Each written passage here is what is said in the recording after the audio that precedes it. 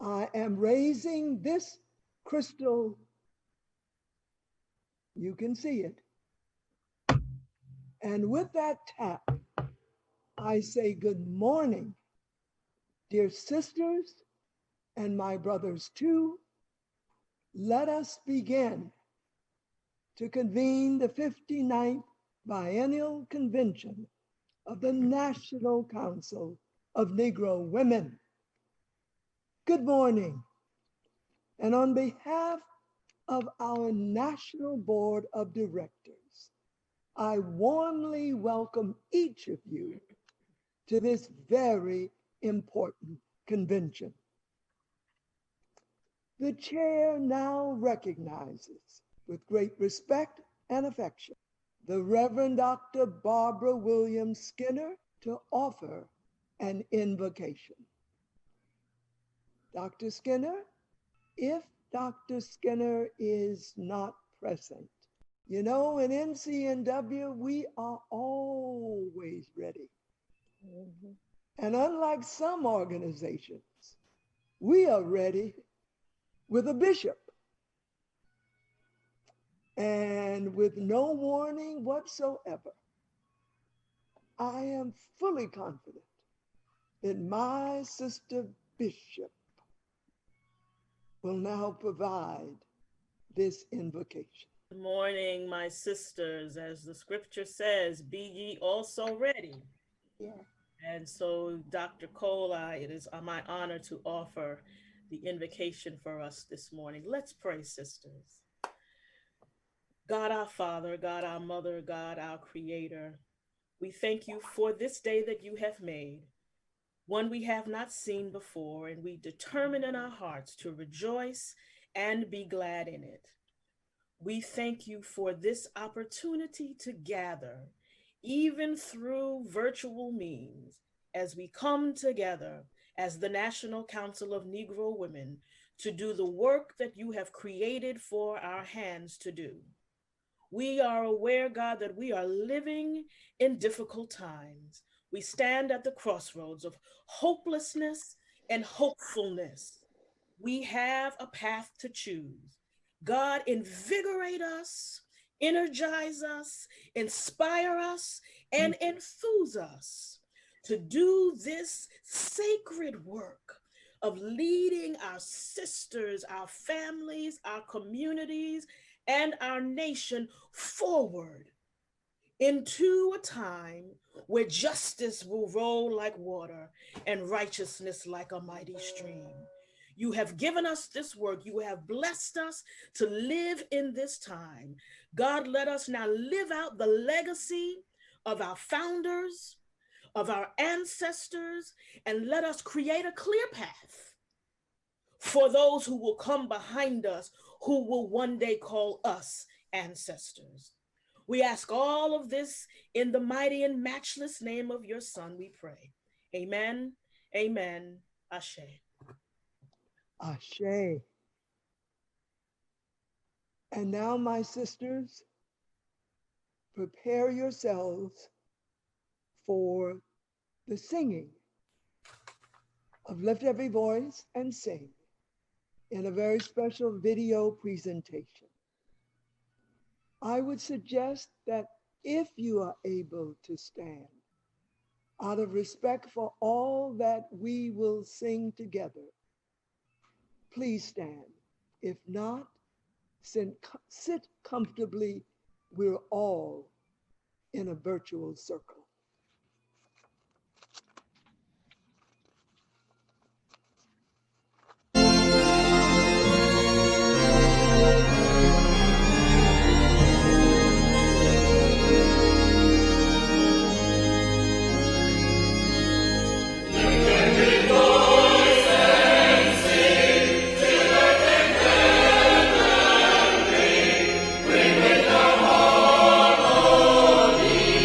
Oh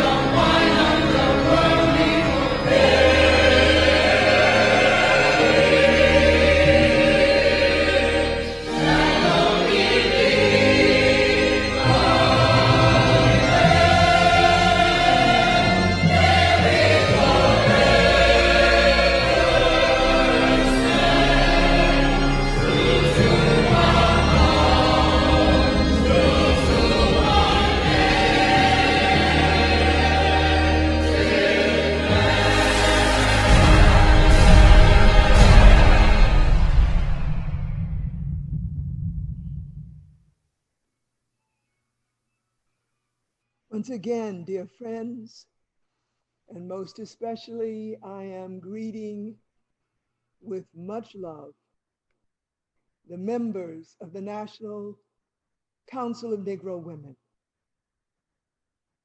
Good morning. As one says in the Black church, and I'm not so high stiddy that I can't say Black church, it's a great getting up morning. And now it is my honor to quite formally open this convention.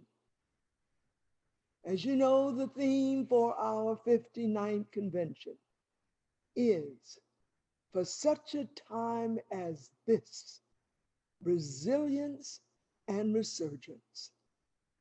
It is a theme that speaks to the profoundly challenging times that we are in. Times when our families, our communities, our country, our world, and yes, we are facing multiple crises, catastrophes, challenges, crimes, and it seems to never stop. But no matter how daunting these challenges are, as people of faith, of courage, of determination, we press on. When faced with challenges, when faced with dire situations, our ancestors did not give up. They made do when dope wanted to prevail. And they got into a whole lot of good trouble. We must and we can do no less. Our ancestors left us so many directions, one of which is captured in an African proverb. It's one of my favorites. I know that it is shared as a favorite. At least I know our sister Paulette loves this proverb. When spider webs unite, they can tie up a lion. Today, we must unite. We must unite, especially in support on a day like today, a matter of only hours, really, since we relived again the merciless killing of our sister Breonna Taylor. But we are capable of uniting. Indeed, countless people, young and old, are marching peacefully through the streets, demanding justice and action. You know, the more we pull together toward a common future, the less it seems to matter what pushed us apart in the past. And so we are gathered for such a time as this, answering the National Council of Negro Women's call for resilience and resurgence. Together we are here to conduct the business of our beloved organization, although virtually. We are here to create a vision for our common future. We are here to continue the dream of our founder, Dr. Mary McLeod Bethune. We are here to do the work our iconic leader, Dr. Dorothy Irene Height, charged us to do. And so we move onward, praying with our feet and singing that old civil rights and women's rights song.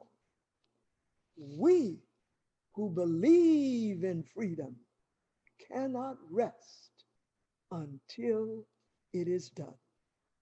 And so now let us turn to the business of the day.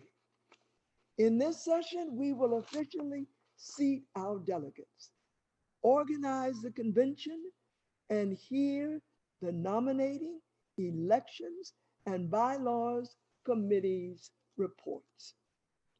Let us begin then to organize this convention. Pursuant to our parliamentary authority, Robert's Rules of Order, newly revised, before a convention can officially transact business, we must first come together as a single voting body. To officially organize the convention, we must consider and adopt 3 committee reports: Credentials Committee, Convention Rules Committee, and Program Committee. Now, I hope that our tech team is making the preparations that they must make, because we have some voting to do. Indeed, we're going to practice some democracy. Assuming that that has been done, my gratitude to the technology team for all of that very hard work that you have done and that you will continue to do throughout this convention. Now, pursuant to our national bylaws, Article 5, Meetings, Section 1, National Convention, there shall be a biennial national convention of the full membership, unless otherwise ordered for catastrophic conditions by the executive committee. On the alternate years, there shall be a meeting of the National Affiliate Assembly. Each financial affiliate member organization is entitled to send 5 delegates to the National Convention. Each financial section is entitled to send 3 delegates to the National Convention. Section 2 reads, the quorum of the biennial National Convention shall consist of 5 national officers, 5 chairs of standing committees, representatives of 5 national affiliated organizations, 10 sections, and 10 life members. Technology team, please unmute the microphone of the Honorable Patricia Watkins Lattimore, chairperson of the Credentials Committee. And I ask the tech team to please display the Credentials Committee slide. The chair now recognizes Honorable Patricia Lattimore to present the credentials report. Are you ready, Ms. Lattimore? Yes, Madam President. I have presented to you the list of names of the voting members of the 59th Biennial Convention who have been registered as of 11:55 p.m. Thursday, September 24th, 2020. The credentials report is comprised of national officers 16, national affiliate delegates 73, standing committee chairs 10, section delegates 285, life members 493, legacy life members 125, for a total of 1,002 voting delegates. Non-voting members and guests 768, exhibitors, companies, and sponsors 65, staff 11, for a total number of participants for this biennial 1,846. On behalf of the Credentials Committee, I move that the roll of delegates hereby submitted be the official roll of voting members of the 59th Biennial Convention of the National Council of Negro Women. Thank you. The question is on the adoption of the first credentials report. The adoption of this report requires a majority vote. Are there any questions on the report? If not, are you ready for the question? Seeing no hands, without objection, the first credentials report will be adopted as presented. You know, I think I should actually take a vote. Please forgive me.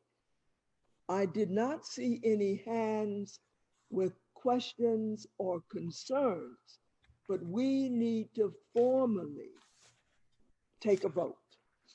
And so, given that this report requires a majority vote, technology team, please explain the voting procedure for the first credentials report. Good morning, Madam Chair.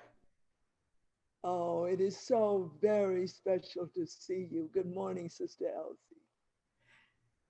So for everyone who is eligible to vote, you will be able to vote now. Please retrieve the email with the subject corresponding to the vote that you are about to take. Click the link in the email that was sent to you and pay close attention that you are voting on the correct motion. Select yes to vote for the motion or no to vote against the motion and press submit. You will have 5 minutes to cast your vote.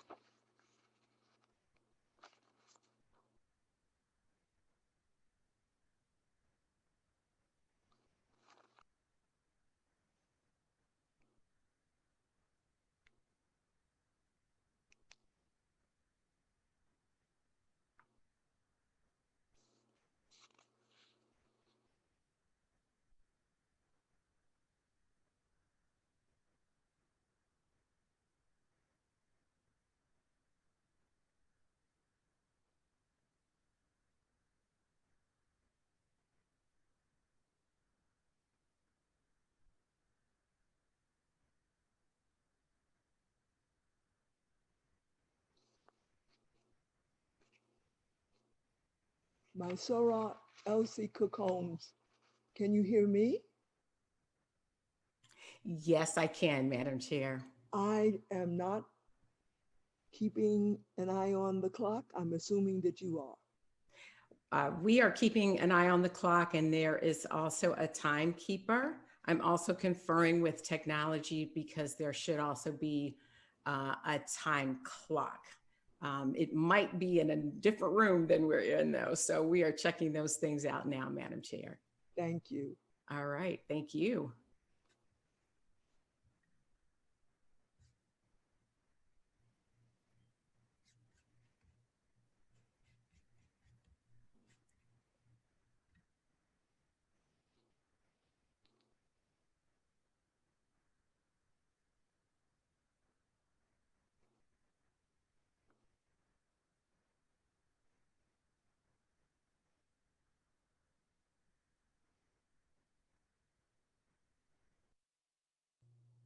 My sisters, I have just checked the chat room and I'm noticing that several of you do not have the email that you need. Am I right? All right, I have just asked someone to make that clear. Okay, and we did see the chat as well, Madam Chair. We are, someone is checking on that right now. We have had a number of votes, And so if everyone could check your junk mail, check your spam mail, just to make sure that you have not missed the email. And who is it from? That might be helpful for tracking it. Hold on, look. It says an election runner. An election runner. Yes, election runner. Election That's runner. who it's from. Yes.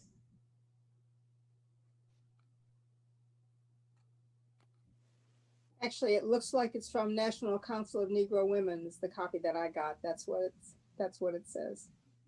And the title is Your Invitation to Vote, but it's from National Council of Negro Women. Thank you, Okay, thank you very much, Sir Smith. That's a little bit different than the test. So thank you very much.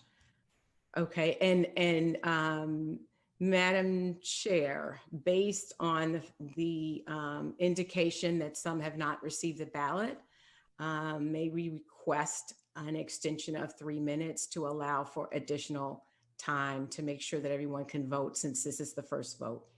Request easily granted. All right, thank you. Please also be aware that 3 ballots came at once for the next 3 motions. So be sure that they're looking for the motion to adopt the credentials report. There were 3 ballots that came at once.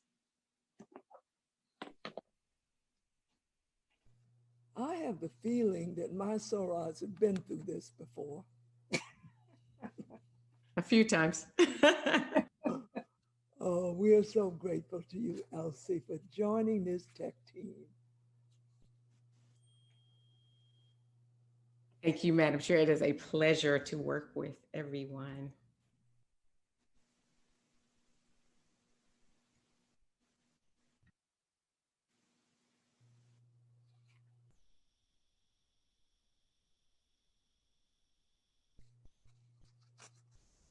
I notice that the 5 minutes have passed.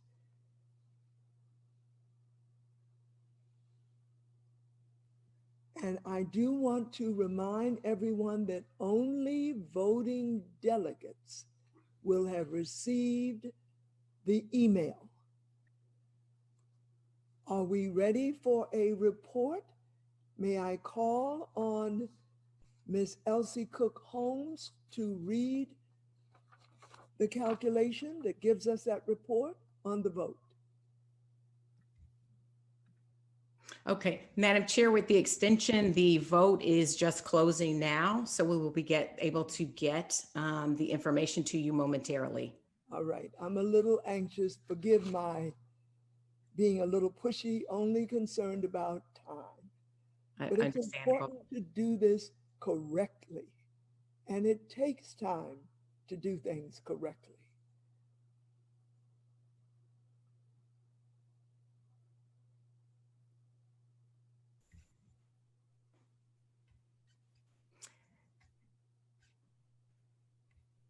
Madam Chair, there is a technical glitch with sharing my screen, but I can provide you with the results. The vote is 241 for and 2 against. Thank you very much. We are pleased that that has passed. The next item of business is the report of the convention rules for the conduct of business. These rules hopefully are shown now on the screen. To present the convention rules that will govern our deliberations, the chair recognizes the good Dr. Linda Hunt, a member of the Convention Rules Committee. Technology team, please unmute the microphone of Dr. Linda Hunt and display the presentation for the convention rules. Are you ready, Dr. Hunt? Yes, I am, Madam Chair. Please proceed. Madam President, the proposed convention rules for the conduct of business are as follows. National Council of Negro Women, 59th National Convention, Convention Rules. 1, the order of business shall be the printed electronic program or order of business adopted by the convention delegates with any necessary changes. 2, a quorum shall consist of 5 national officers, 5 chairs of standing committees, representatives of 5 national affiliates, representatives of 10 sections, and 10 life members. 3, Robert's Rule of Order, newly revised, shall be the authority on matters not covered by the NCNW bylaws or the rules adopted by the National Convention. 4, motions. Only registered voting delegates, section affiliate, life legacy, life, national officers may introduce motions, second motions, debate, or vote. The procedure shall be: use the raise hand feature to indicate your desire to be recognized. Wait for recognition by the presiding officer. Identify yourself by name, section, and/or affiliation before making the motion. Each speaker will be allowed 2 minutes to present, discuss, or debate the motion. Shall be seconded by a voting delegate, except in the case of nominations from the floor. Number 5, rules governing discussion. Voting delegates have preference over non-voting delegates. Each speaker shall use the raise hand feature to indicate your desire to speak. Wait for recognition by the presiding officer. Identify yourself by name, section, or affiliation. Be limited to 2 minutes. Address the conference delegates on the issue only once. If another speaker who has not spoken before requests the privilege of the floor. Speak not more than twice on the same question, except by consent of the voting delegates. No more than 10 minutes discussion allowed for debate on any motion. 6, 1 or more timekeepers shall be appointed for the duration of the convention and shall be considered ex officio members of the Rules Committee. Timekeepers shall monitor time as approved by the rules, in the rules. Parliamentarians shall be appointed for the duration of the convention and shall be considered ex officio members of the Rules Committee. Number 8, nominating process.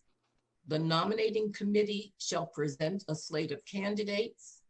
Nominations may be made from the floor. Such nominations must meet eligibility requirements to be certified for placement on the ballot. Next number, electronic balloting shall be in accordance with the approved election rules. And lastly, the Zoom polling feature will be used for voting on motions. 5 minutes allotted for voting on each motion. Madam President, I move the adoption of the standing rules of the convention as presented. Thank you, Dr. Hunt. The question is on the adoption of the convention standing rules as read. The adoption of the convention standing rules requires a 2/3 vote. Is there any discussion or any questions before we move to vote? I am not signaled that there are any hands raised. No. I do think it would be helpful if the technology team would again explain quickly the voting procedure. All right, thank you, Madam Chair. So again, anyone who is eligible to vote should receive an email. It has been called to our attention that some of the emails seem not to be working, and that is being corrected at this time with NCNW to make sure that all the right emails are provided. So the instructions, though, are to please retrieve the email The subject should correspond to the vote that we're about to take in terms of the Rules Committee adoption of the rules. Click the link in the email that was sent to you. Again, as a reminder, pay close attention that you are voting on the correct motion. Again, select yes to vote for the motion or no to vote against the motion and press submit. As mentioned earlier, to expedite time, you have received this ballot in addition to the next vote. So please make sure you're voting on the rules. Thank you. And we now have 5 minutes to vote. Is that correct? Yes, you will have 5 minutes to vote. And technician, please put up the time clock.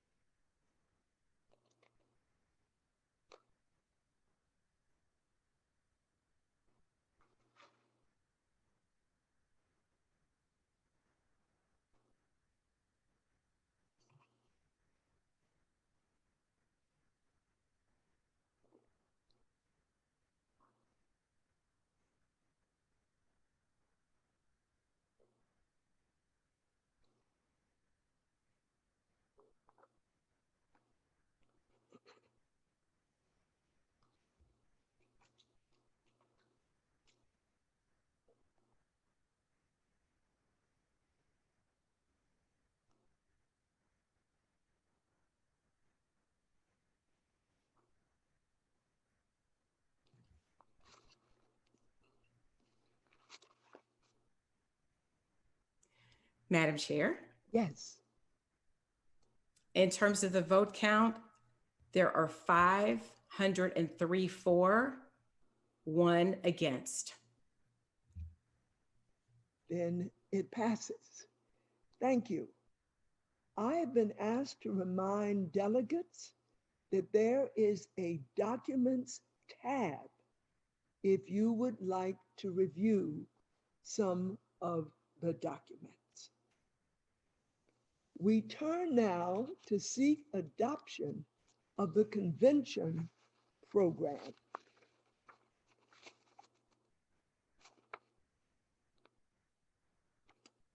Prior to our arriving virtually at this convention, everyone should have been sent a copy of the convention program.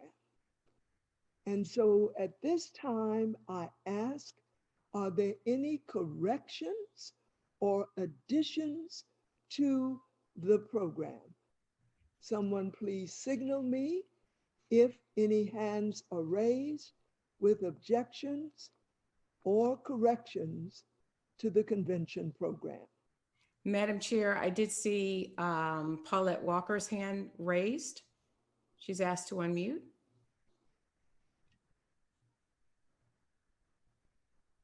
May we hear from you, please? Madam Chair, I'm sorry. I was raising my hand to move to adopt the agenda. I will wait until a later time. Thank you.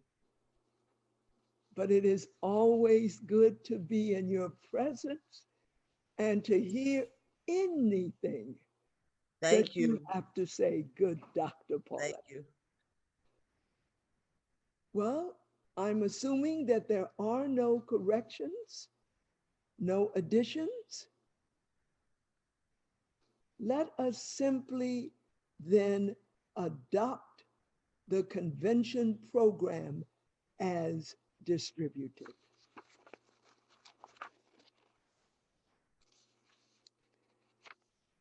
The next item of business is the appointment of the biennial convention committees. I trust the technology committee is now running slides.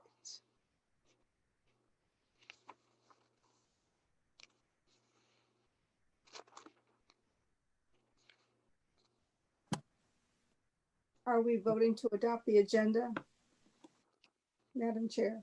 Pardon? Are we voting to adopt the agenda?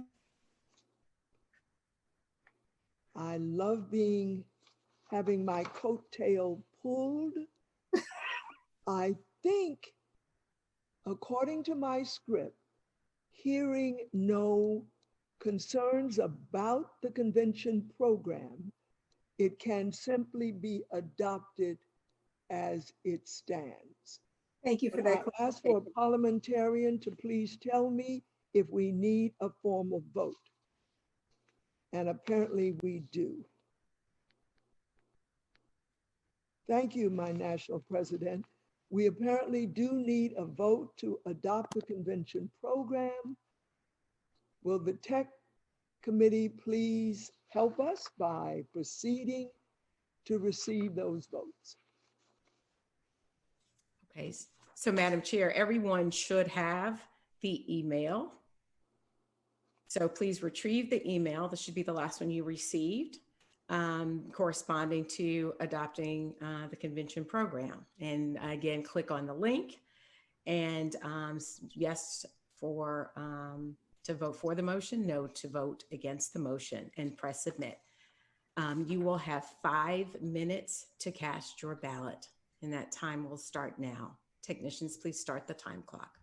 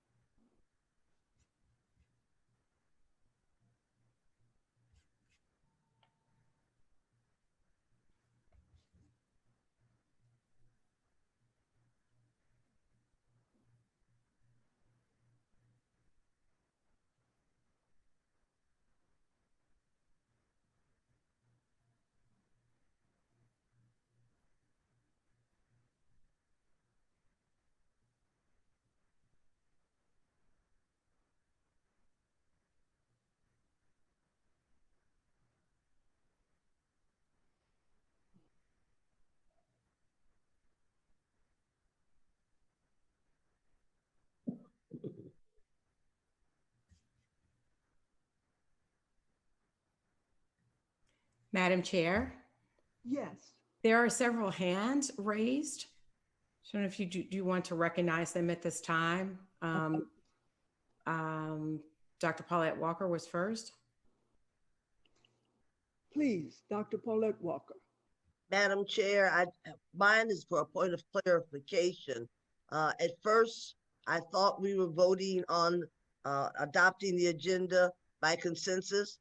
And then there was a question raised that we needed to vote on it. But we did not have a motion or the second to move forward to vote.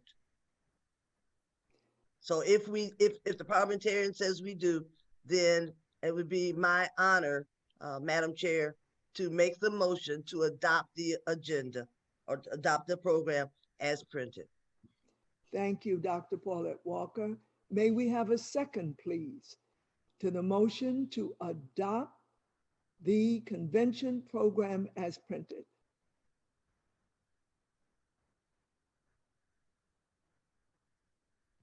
Hold on.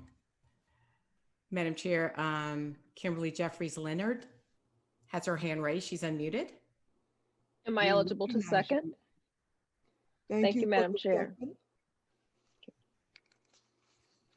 Now we are getting ourselves in proper parliamentary order. Everyone can see why, for me and for my sister, Paulette Norvell Lewis, it is true. To tie up a lion, spider webs have to unite. I cannot get through this process without all of you. So thank you. Madam Chair, there are other hands. Yes. Who do we recognize? Hold on. Okay. Marcia McCoy is the next hand raised. If someone in the other meeting could please unmute her so she can speak. Marcia McCoy.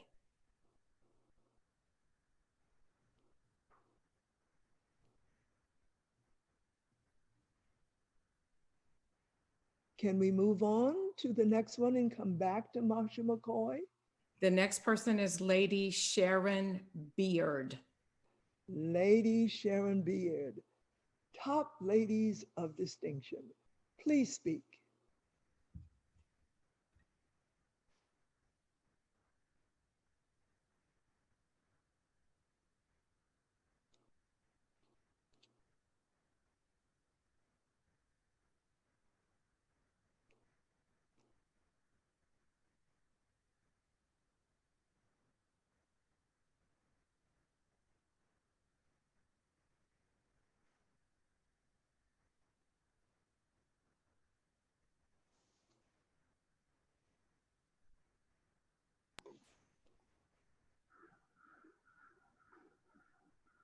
I am not hearing anyone speak from the floor. Okay, Madam Chair, I'm on with the technology team. I know that they are trying to get those individuals unmuted at this time, since they are in another kind of corresponding session. So I am trying to get that confirmation from them about them being unmuted to speak. Certainly.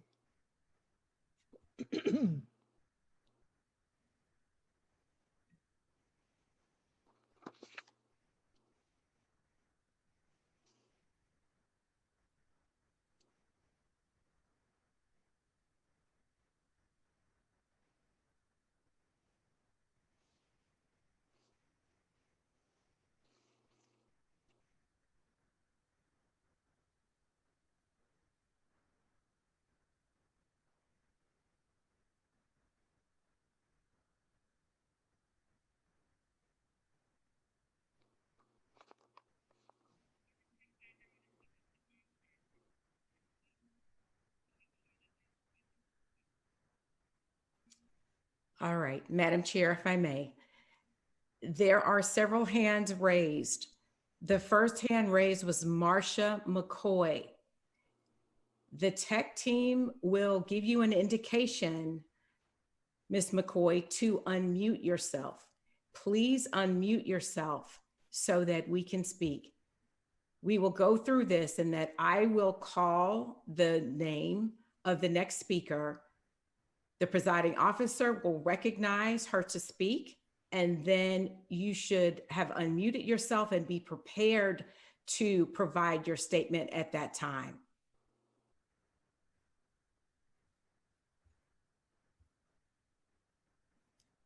So Marcia McCoy.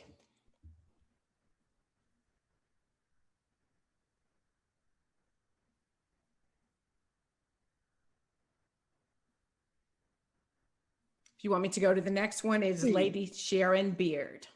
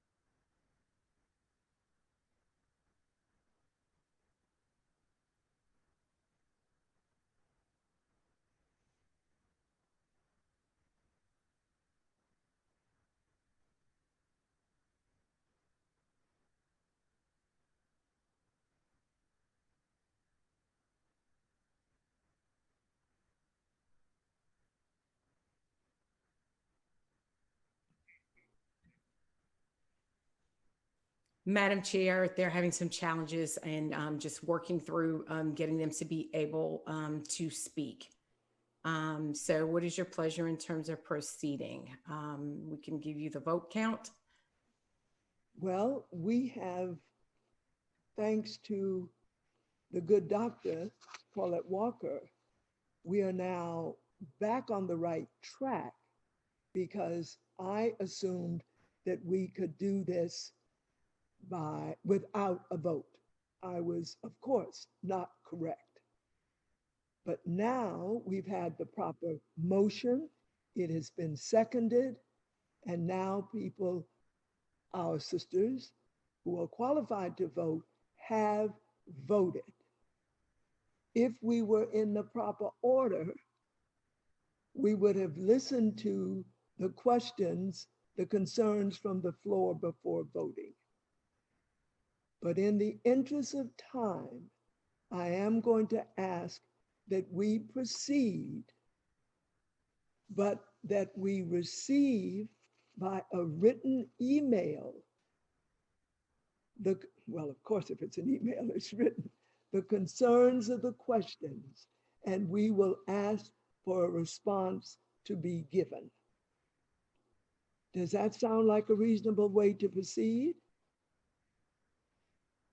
If no one is signaling no, then we will now hear the vote on the convention program.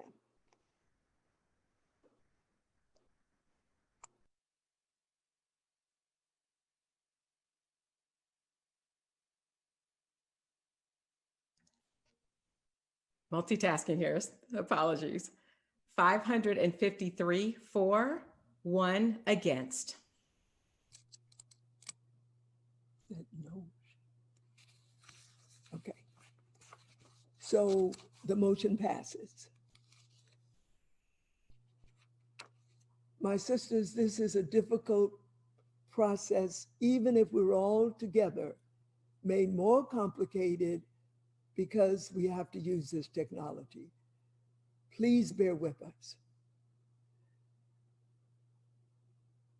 The next item of business is the appointment of the Biennial Convention Committee.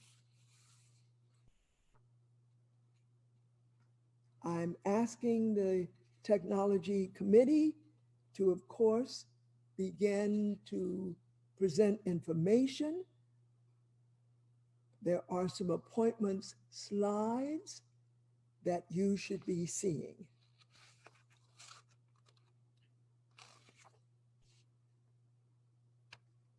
Please signal me if for any reason those slides are not being presented, which should show that the chair appoints the following individuals to serve on the Tellers Committee for this biennial convention. Margaret Smith Perkins as chairperson, Deborah Johnson, Alana Pierce, and Crystal Roos. Again, that information should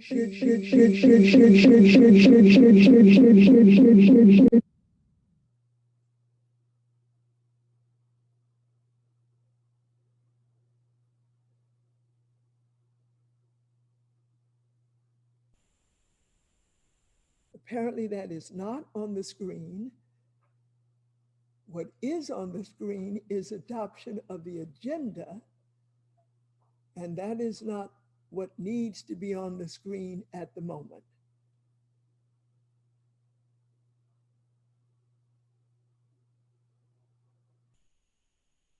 In the interest of our continuing to move, I am going to recognize timekeeper, Sister Gwendolyn Johnson, chair of this committee, to explain the timekeeping.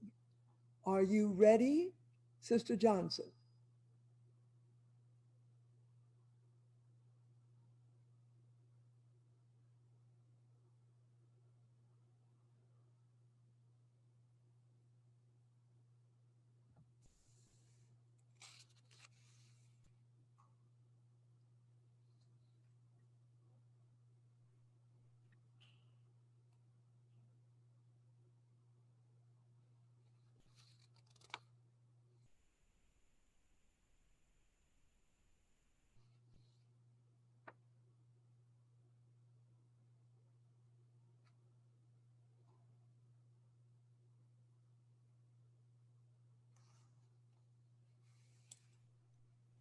Madam Chair. Yes, please assist me.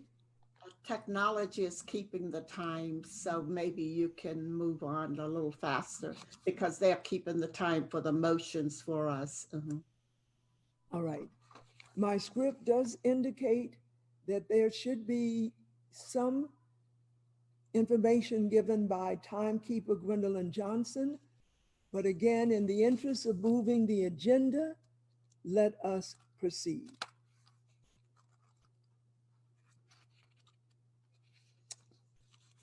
At this moment, the chair wishes to hear from Recording Secretary Courtney Lattimore to inform the Assembly of the status of the 2018 Biennial Convention minutes. Good morning, Madam Chair. Good morning, Sister Recording Secretary. Good morning, all. The Minutes Approval Committee has read and approved the minutes of the 2018 Biennial Convention. The copies of those minutes will be made available upon request to members. Thank you. And we thank you. The chair now recognizes National Council of Negro Women's Treasurer, Ms. Beverly Beavers Brooks, for her brief report. Technology team, please unmute the microphone of Treasurer Beverly Beavers Brooks and display if she has any information.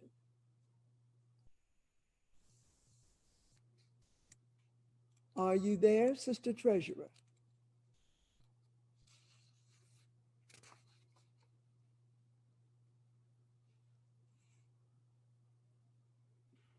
Can you hear me? Yes, we can. Please proceed. Okay. Good morning, delegates and members. I am the treasurer and a member of the Finance Committee. The other members of the committee are the Assistant Treasurer, Dr. Linda Hunt, and the Finance Director, the Honorable Constance Newman. The Treasury report is as follows. The financial position of NCNW at the end of August 2020 reflected total assets of 10.6 million, of which 4.2 million are current assets, including 3.8 million in cash and cash equivalents, with non-current assets at 6.3 million, which includes property, plant, and equipment. The current liabilities were 496,000. That includes accounts payable of 104,000 and our Paycheck Protection Program loan of 110,000.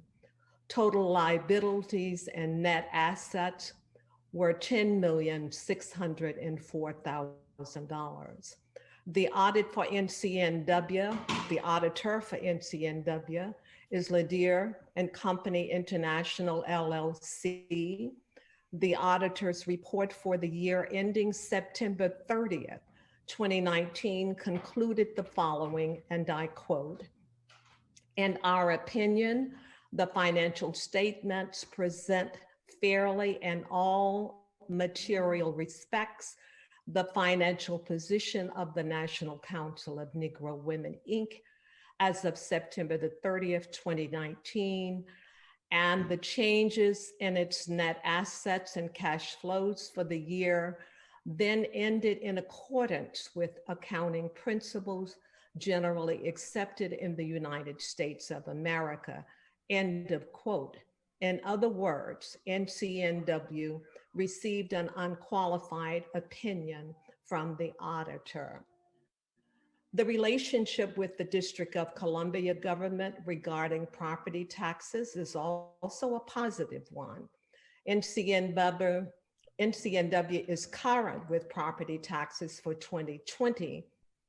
Also, the district has reevaluated the tax rate for NCNW and concluded a lesser rate than previously, and that has been of great assistance to the organization during COVID-19. As your treasurer and a representative of the Finance Committee, I report to you that NCNW is in a stable financial position. Granted, many of our donors have reduced their commitments during the COVID-19 period. However, the chair, staff, and others have been able to find new sources of funding from donors and also through the President's Circle.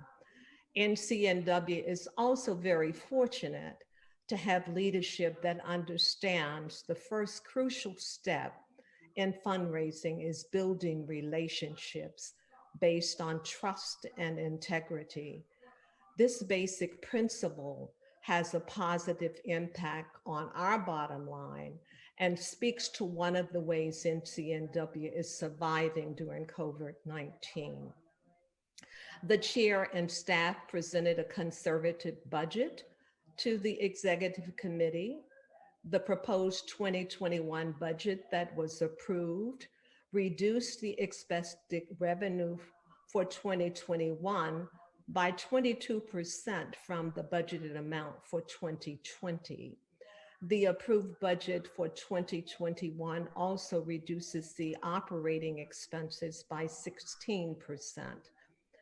Based on our monthly review of the finances of NCNW, the Finance Committee is comfortable that the organization will remain in a stable financial position, even though the national economy has been affected by COVID-19. The Finance Committee closes out the fiscal year of 2020, concluding the following. Number one, that the NCNW leadership has led the organization in a manner that has maintained and beyond that, strengthened the financial stability through such vehicles once again as the President's Circle. Number two, that the organization's financial management is strengthened by the addition of an effective Chief Administrative Officer, Christopher, I'm sure. That number 3, that NCNW is being conservative, hence why it's in its financial plans for 2021, given COVID-19 and its impact on the economy. And number 4, that the committee is comfortable that it is properly informed of the finances of NCNW and expects to maintain the reporting and transparency on behalf of the executive committee and the members in the coming fiscal year 2021. Now, this concludes the treasurer's report, but I have to do a shout out to the national president and my sister, national president of the Links, and also any Links that are in attendance, and a shout out to my international president of Alpha Kappa Alpha sorority as well, Dr. Glover. So that ends my report, and thank you very much. And we thank you, Sister Treasurer, for a very clear, easily understood report. You will hear me say later in my state of the organization, we can continue the words of immediate past President, Sister Leader Ingrid Saunders Jones. As of today, NCNW is alive, it is well, and we are solvent. Your report was given for information only and does not require any motions or actions.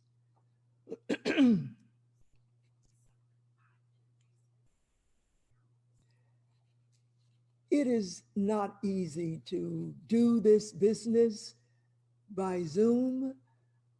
I would like to offer now that we take just a 5-minute break. And then we will proceed with a report from the election committee. Thank you. Of the election committee, the chair recognizes the esteemed parliamentarian, Ms. Piola McCaskill, to read the pertinent provisions from the bylaws relating to the election of the election committee. Technology team, please unmute the microphone of Ms. P. Are you ready, Ms. P? If so, please proceed.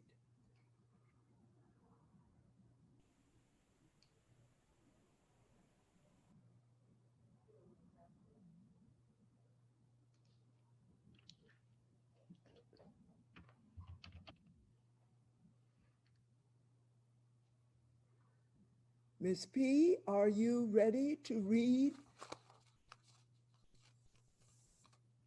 And I am going to ask if our assistant parliamentarian, Ms. Loretta Tillery, if you are on standby. Now she's calling on you. Okay. They were trying to locate Ms. Piola to be able to unmute her. Uh-huh.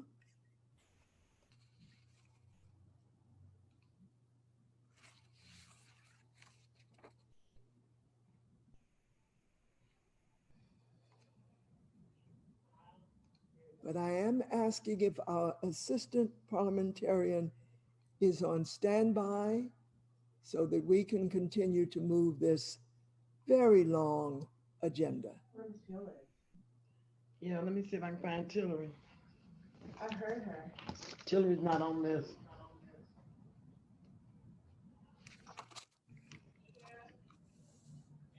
If not, I will read it.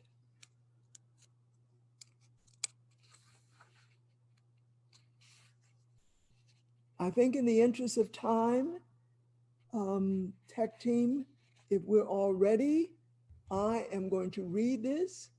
Sister Elsie Cook Holmes, are you ready for us to proceed? Miss Tillery is about to get on, so she will, she's just unmuting herself to be able to get on now at this point. Good. Ms. Piola's also on. Then let us hear from our esteemed parliamentarian. Ms. P, would you please proceed?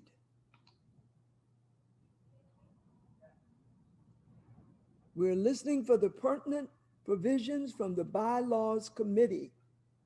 I'm sorry, from the bylaws relating to the election of the election committee. I'm not muted. Dr. C, Ms. Piola's on and she's speaking. Hello. Article 7, standing committees. The election committee, you hear me? Madam President? She don't hear me. See, this is the world's worst. Hello.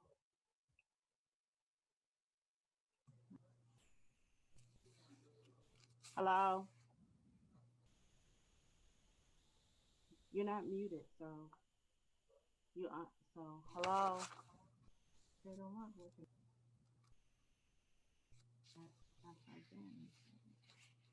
Hello. Hello. Hi.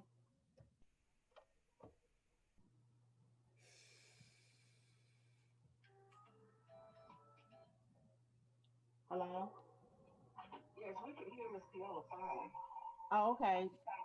We just need her to go ahead and give the report. Okay. Okay, go ahead, Ms. Piola. The standing committees are Article 7, standing committees. The election committee shall consist of 7 members elected by the delegates to the biennial convention. No candidate for office shall be eligible to serve on the election committee. The duties of the committee shall be to prepare the ballots, supervise the election, check the credentials of voting delegates, count the ballots, and report the results of the convention voting. Voting shall be by ballot and conducted in accordance with regulations formulated by the Board of Directors. A majority shall elect. In the event there is but one nominee for office, the vote for that office may be taken by voice vote. The committee shall set the place and time for requirements for voting. Thank you. Thank you. Thank you. Thank you. Thank you. Thank you. Thank you. Thank you. Sorry for the static. Thank you, parliamentarian Ms. Piola McCaskill. At this time, we will hear the nominating committee report for the election committee. Technology team, please unmute the microphone of Bishop Leah Daughtry, chair of the nominating committee. It is now my pleasure to recognize Bishop Daughtry. Good morning, sisters. It is my happy privilege to present the report of the nominating committee as it pertains to the nominations for the election committee. You should have this morning, all of the delegates received the slate book, the official slate book, which contains the names of those that the nominating committee is recommending for election. The report will be presented in 2 parts. This first part concerns only the election of the elections committee. Let's see, next slide, please. I can't see the slides. Thank you. We want to thank those members who served on the nominating committee elected at our 2018 convention, Ms. E. Tanya Greenwood of New Jersey, Ms. Letitia Hazel of Ohio, Ms. Victoria Joost of New York, Ms. Rose McKay of Florida, Ms. Lauren Poteet of the District of Columbia, and Ms. Carolyn Tibbs of Maryland. Next slide, please. By way of process, the announcement of nominations period was sent to the entire membership in July of this year. The nominating forms were due to the national office by midnight on July 31st. All nominations received were vetted to ensure that both the nominator and the nominee were eligible to be under consideration as eligibility is defined by our bylaws. The nominating committee then conducted 3 meetings to consider those nominations that were received, to establish our process for consideration, to set our ground rules, to review the candidates, and to determine the recommended slate. Next slide, please. At this point, the nominating committee wishes to share with you our recommendations for election to the elections committee, which under the bylaws consists of 7 members. Next slide, please. Our recommendations are Ms. Jacqueline Broussard of California, Ms. Kimberly Campbell Shields of Maryland, Ms. Ariane Jamerson of New York, Ms. Yolanda Lathern of California, Ms. Janice M. Taylor of Ohio, Ms. Deborah Tucker Barrow of Colorado, and Ms. Gina Watson of New York. Madam Chair, this concludes the nominating committee's report as it pertains to the elections committee. Thank you very much, Bishop, the chair of our nominating committee. The floor is now open for additional nominations for the election committee, if there are any. I remind us all that 7 members serve on this committee, and the nominating committee has presented 7 names as read by the sister chair, Bishop Daughtry. Once again, I am asking, are there further nominations for the election committee?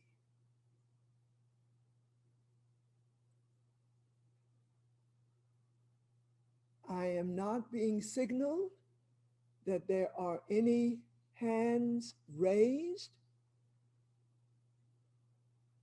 If I am correct, I have not seen any, Madam Chair. I have not been notified nor do I see any in this meeting.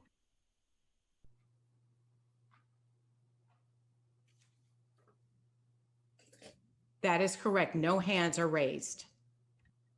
All right, since there are no hands raised, there are no further nominations, then nominations for the election committee are closed, and indeed we can accept this report. And I think, correct me if I am wrong, we can simply declare this committee, or do we need a vote? I would like to declare this committee elected by acclamation. I cannot resist once again thanking you, Bishop Daughtry, thanking your mighty committee. At this time, we move to the nomination of officers for our beloved organization. At this time, the chair recognizes our esteemed parliamentarian to read the pertinent provisions from the bylaws relating to nominations and elections.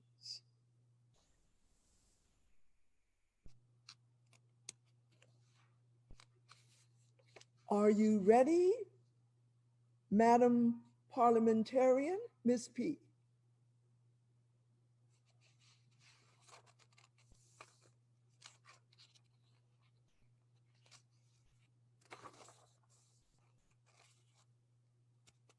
Is someone assisting our parliamentarian, please, to unmute? Hello. got it. You hear me, Madam President? I do hear you faintly, but I hear you, Miss P. Please proceed. Okay. Article 4, structure. National officers. The elected officers of the organization shall be president, 4 vice presidents, 1 shall be a young adult between the ages of 25 and 39, recording secretary, assistant recording secretary, and treasurer. The president shall appoint the assistant treasurer, historian, general counsel, parliamentarian, and chaplain. Term of office. The elected officers shall be elected by or at the biennial national convention by a majority vote for a term of 2 years and until their successors are elected. No officer except the president and treasurer may serve more than 2 consecutive terms. The president and treasurer may serve no more than 4 consecutive terms. Article 6. Board of Directors. The Board of Directors shall consist of the officers, the presidents of affiliated organizations, chairpersons of standing committees, and 7 members elected at large by the convention. Section 8, the nominating committee shall consist of 7 members elected by the delegates of the convention and serve no more than 2 consecutive terms. The chair of the nominating committee shall be appointed by the president of the board of directors from the individuals elected to the committee.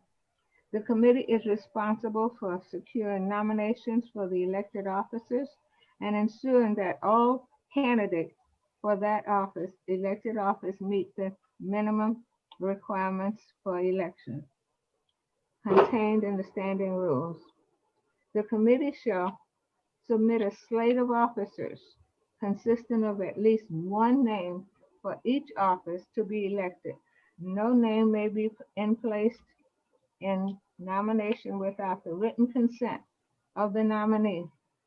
The report of the nominating committee shall be made at a designated business session on the first day of the biennial convention. Additional nominations may be made from the floor. No person may be a candidate of a local section or national affiliate unless in good standing in the section and or good standing with the national affiliate of which she is a member. That's it, Madam President.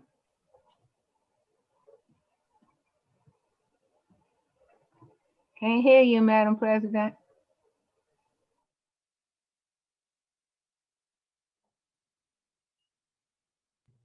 My apologies, I was muted. So I do want to thank you, Ms. P. And at this time, we must once again call on our bishop, the chair of our nominating committee, Bishop Daughtry. Would you please proceed to give us your report? Thank you, Madam Chair. It is my privilege to present to the gathered body the report of the nominating committee to NCNW. If we can put the slides up, please. Thank you very much. We appreciate it. And again, sister delegates, you should have received via email this morning a full copy of the slate book, which contains the names of each of the nominated candidates, along with a brief biography. And they are all very accomplished women. And so I want you to know that we limited their bios to 200 words so that we could fit it all in a suitable format. Next slide, please. And if we can make the slide, I can't see the slides, if you can help me. Again, I want to thank the nominating committee, Ms. Greenwood, Hazel, Just, McKay, Poteet, and Tibbs for their service on this committee. It was a lot of work, and we appreciate their dedication and their commitment to the challenge of selecting the best candidates possible for our National Executive Committee. Sister and brother tech team, I need the next PowerPoint, please. This is the election rules PowerPoint, and I need the nominations committee PowerPoint. If you can pull that one up, please. It's a different PowerPoint altogether from those election rules that you're showing at this point. It's called Nominations Committee Report, purple. I will keep talking while they are adjusting the slides. Again, by way of process, an announcement announcing the nominating process was distributed to the entire membership earlier this summer. The nominating process closed on July 31st. And then we proceeded to vet all nominations received to ensure, as our bylaws require, that both the nominator and the nominee were eligible as defined in our bylaws. The nominating committee met 3 times to establish process, set ground rules, review the applications received, and to determine the recommended slate. What I want you to know, and what we should be proud of, is that we received 50 nominations this cycle. It is a new record for us and a 100% increase over the number of nominations that we received in 2018. We received 35 nominations for the executive committee, 8 nominations received for the nominating committee, 6 nominations received for the elections committee. We believe that this marked increase in the number of nominations is a reflection of our enthusiasm, of our willingness to work, and our belief in our council and the work that our council is doing. We are gratified to have so many qualified women step up and desire to take a seat at the leadership table as we move our council forward. Nominations were received from 7 of our 8 regions, and 1 nomination was disqualified because the individual was deemed ineligible, as eligibility is defined in our bylaws. Thank you, tech team, for posting the PowerPoint. If you would go to the next slide, please. And next slide. Next slide. There we are. And next slide. Now we are all caught up with each other. Wonderful. So we, as the nominating committee, established certain criteria as we reviewed this record number of nominations. What we were looking for were people with national outreach and local experience.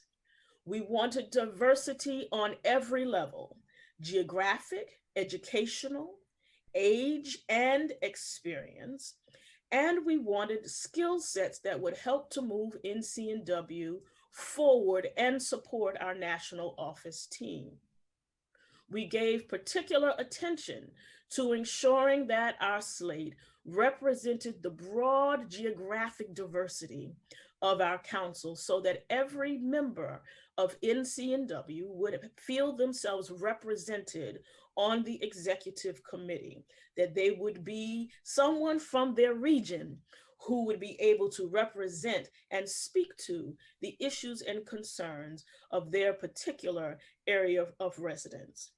We also wanted to ensure that the skills, the talents, the abilities, and the qualifications of the slate as a whole were complementary, and so that we would be able to have the broadest representation. And when the executive committee would come together to meet, each of their skills and abilities would complement another sister on the executive committee as they undertook the important work of our beloved council.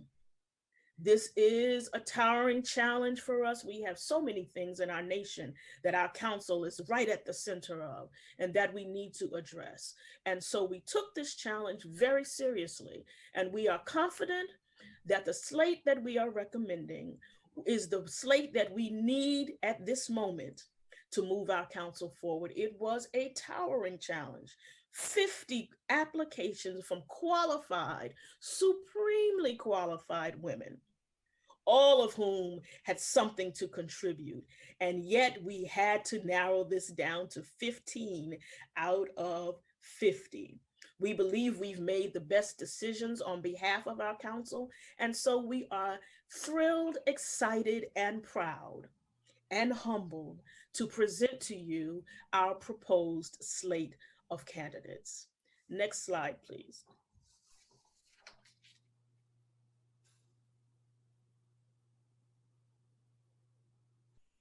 Next slide, please. For chair, we recommend the election of Dr. Johnnetta B. Cole of Florida, the current chair and 7th president of the National Council of Negro Women. Next slide, please. For vice chair, Dr. Thelma T. Daley, current vice chair of the state of Maryland, a Legacy Life member. Ms. Donna Michelle Fields of New York, who is the current co-chair of the Bethune Height Recognition Program, and Dr. Helena Johnson of California, current vice chair and Legacy Life member. Next slide, please. For young adult vice chair, Ms. Ariana Brazier, currently a member at large, representing the great state of Pennsylvania. Next slide, please. For recording secretary, Courtney Lattimore of the District of Columbia, our current recording secretary. Next slide, please. For assistant recording secretary, Sandra Young of Michigan. She is also serving this would be her second term as assistant recording secretary. Rounding out our officer team, Ms. Beverly Beavers Brooks of Texas, who we are nominating for her third term as treasurer of our beloved council. Next slide. For member at large, Ms. Kiana Childs Alexander of New Jersey, Ms. Brenda Anderson of California, Ms. Loretta Gray of Ohio, Ms. Diane Larche of Georgia, Ms. Regina Majors of Indiana, Ms. Olivia Smith of New Jersey, and Ms. Temperance T. Solomon of Florida. We had a further charge to select the members of the nominating committee. The bylaws allow for 7 members of the nominating committee, and we recommend Ms. Letitia Hazel of Ohio, Dr. Gwendolyn Jarvis of Ohio, Ms. Rosalind Matthews of North Carolina, Ms. Rose McKay of Florida, Ms. Lauren Poteet of the District of Columbia, Ms. Toy Quick of California, and Ms. Carolyn Tibbs of Maryland. As it pertains to geographic representation, you will see that we have representation from 6 of our 8 regions. There were no nominations received from the Central region, and we were unable to slate a nominee from the Southwest region. So our beloved council is covered by having representation of the vast majority of our membership, and they each bring the skills, the talents, and the abilities necessary to complement each other as they come together as an executive committee. Next slide, please. The nominating committee recommends that you adopt this slate. We are confident that they are who we need for this moment in our history. We are confident that they are equipped to complement the vision of our chair as she moves the council forward into the next iteration of its business. We recommend, therefore, that you adopt the slate as presented by the nominating committee. Madam Chair, this concludes my report. Sister Chair of the nominating committee, I wish to make just a brief comment. The people who grew me up in Jacksonville, Florida, had a way of expressing their great admiration or pleasure, their excitement. I am feeling all of those emotions now. And so I want to share that expression that I heard over and over again on such an occasion as this. Mm, mm, mm. This nominating committee has done lioness work. As I listen to this report, I am particularly struck by the amount of attention that you gave to balance, attention to the age balance.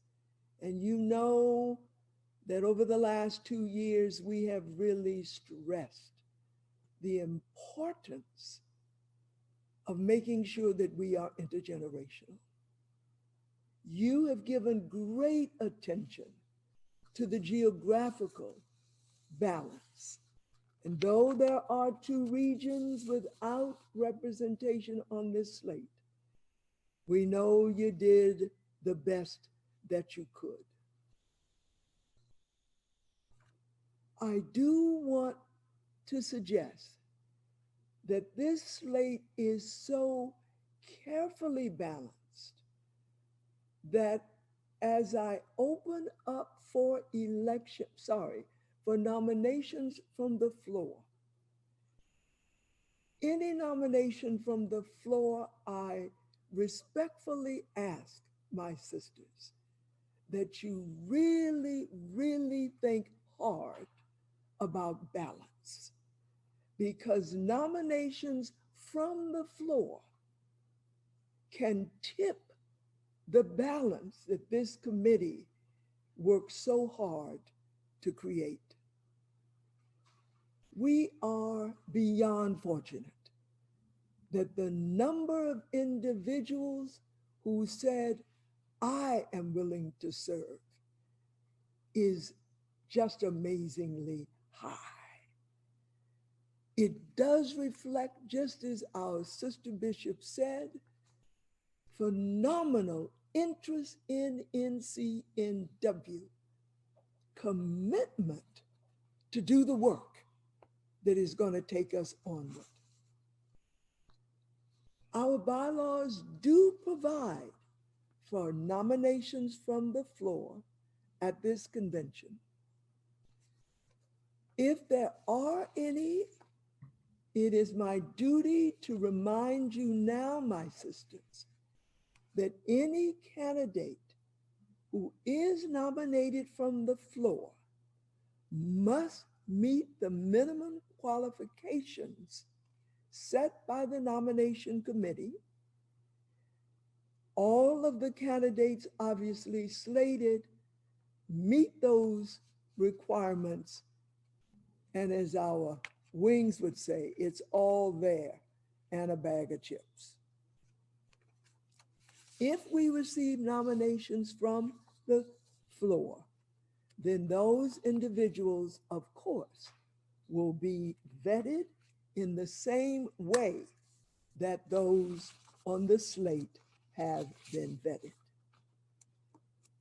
With those comments, and I thank you for receiving them, it is now in order for us to hear of any nominations from the floor.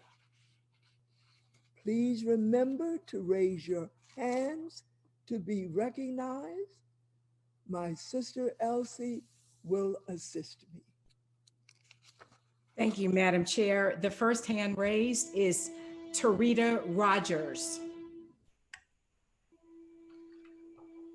So Tarita Rogers, please unmute yourself. Yes, this is Tarita Rogers. Yes, please. We're listening.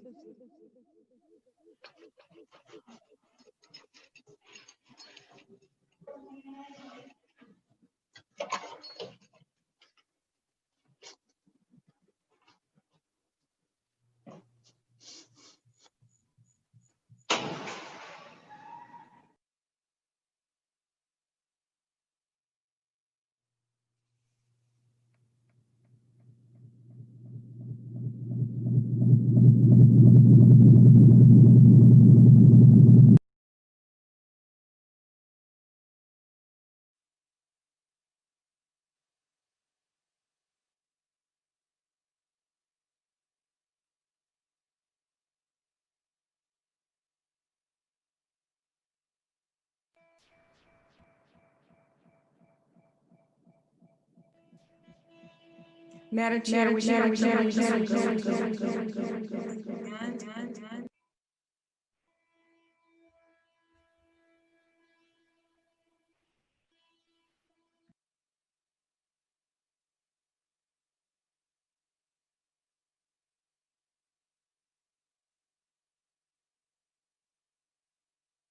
Madam Chair, you are unmute. You are actually on mute.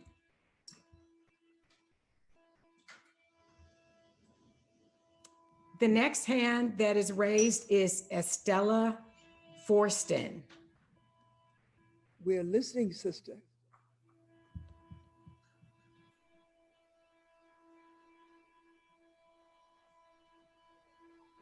And just excuse me, one point of clarification, if I may, Madam Chair.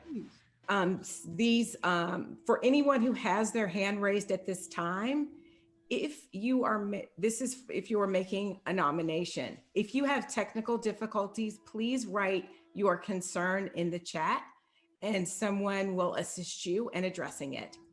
Thank you.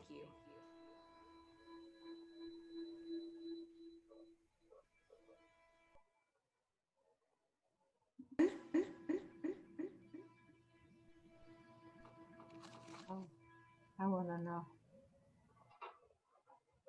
What? How do I get? I want to know. Can I ask a question? Madam Chair? Yes. I'd like to know when they're nominating these people, what are they nominating them for? What office are they nominating them for? Please. Thank you. That they would identify that so we will know. Thank you. A very important point. Thank you, parliamentarian. If you have a nomination, please indicate for which position you are making that nomination. Are we able to move on with this procedure? The next hand raised is Rosalind Matthews. Sister Rosalind Matthews, we're listening.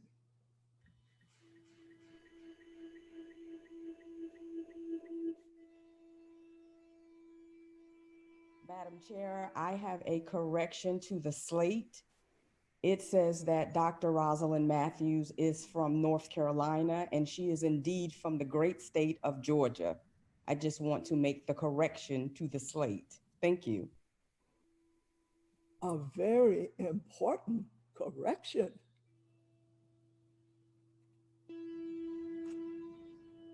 All right, and Madam Chair, Carol Moore is the last hand we see raised at this time. Carol Moore. Sister Moore, please.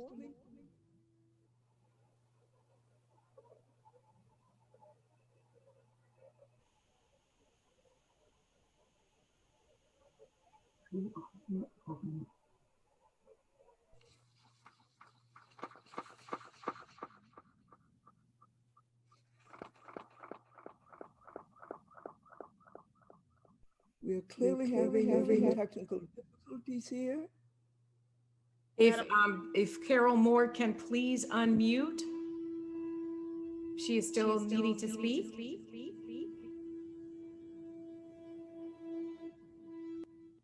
Madam Chair.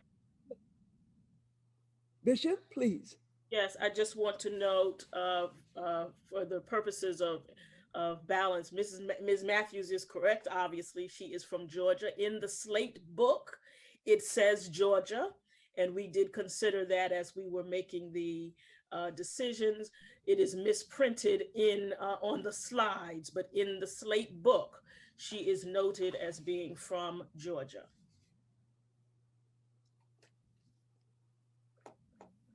You're so.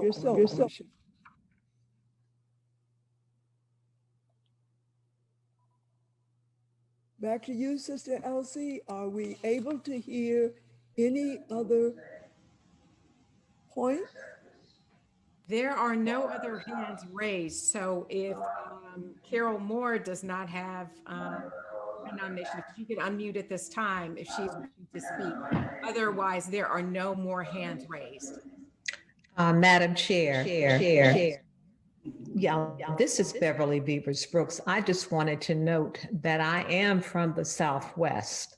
So you do have representation on the slate from the Southwest.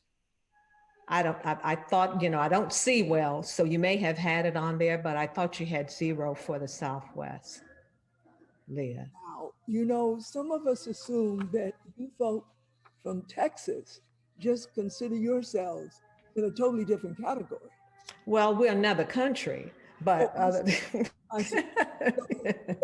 probably explains. Can you clarify for us here? Yes, Ms. Brooks, under the regional delineations given to me by the membership department, Texas is considered to be in the South Central region. Okay, then we consider ourselves to be Southwest. Yes, I think it's all a matter of perspective. That was a wonderful exchange. All right, have we now given time for anyone who wishes to make a statement, but more specifically, I call for nominations from the floor. Having heard none, I am at this moment closing nominations from the floor. Madam Chair, there's one more hand. Okay, never mind. I'm getting signals, but I believe that everything is fine. Thank you. All right, so with that said, I am now prepared to do what I would like someone to ask me to do. And that is to close nominations from the floor. May I have a motion, please?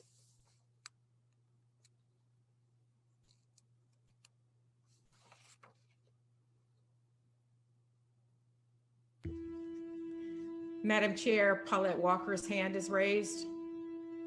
My pleasure to recognize Dr.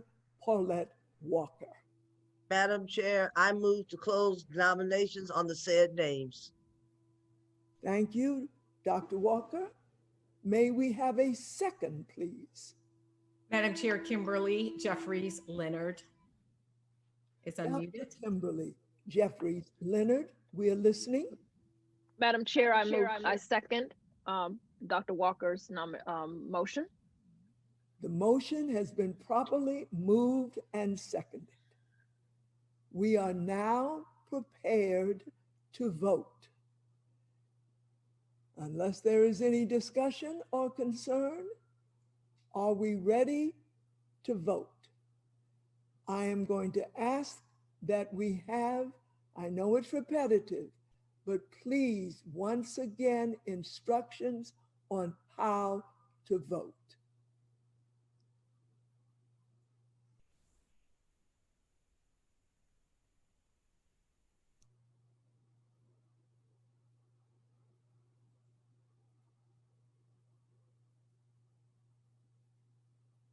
So, Elsie, are you hearing me?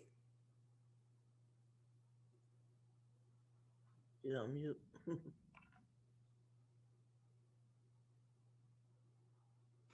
Apologies. Apologies, and we were just trying to confer because initially there was an indication. I guess there's a parliamentary inquiry with respect to whether it needs a motion. We will prepare the vote. It is not prepared because we were told it did not need an actual motion to close. So if we could ask for that point of parliamentary inquiry, and we will prepare the vote in the meantime. Ms. P., we await your decision.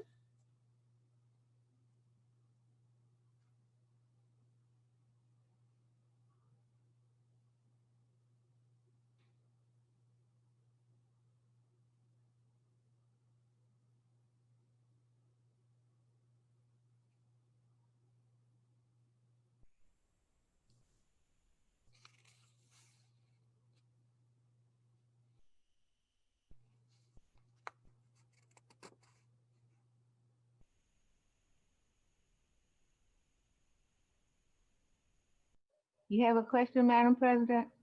Yes. The question to you, dear parliamentarian, is do we actually need this vote? I said if there's no objections, we can close the nominations of the 4 people that were nominated. If there's no objections, and you can go forward. And if there are no objections being raised, then we are now doing the closure with gratitude. Madam Chair? Yes. There apparently are some hands with respect to objections. There is one hand raised, Diamond Butler. May we please hear from that sister? Ms. Butler, please make sure that you are unmuted. Again, Diamond Butler.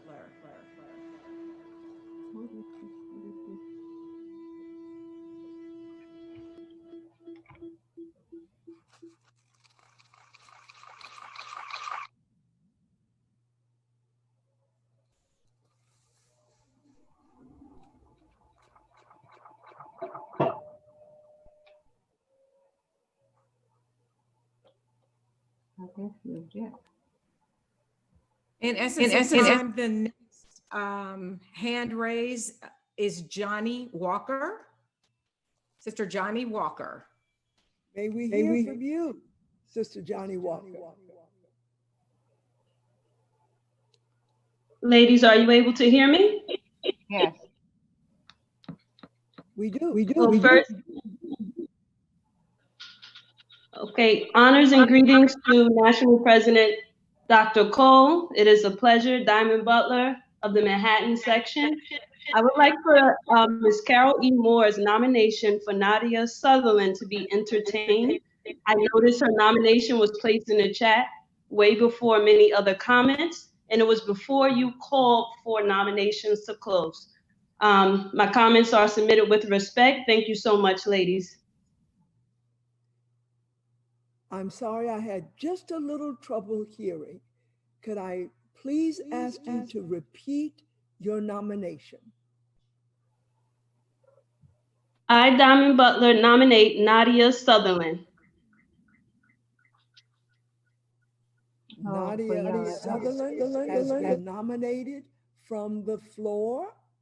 Can we have a second on that nomination?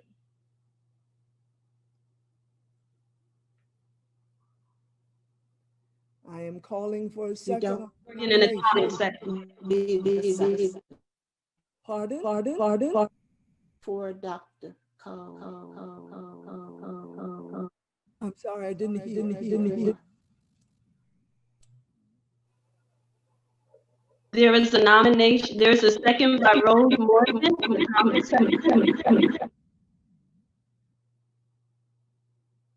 There was some static. Could we hear that second again, please?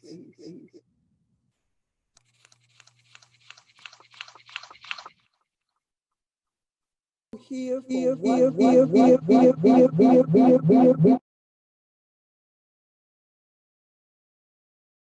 Second by Rose Morgan.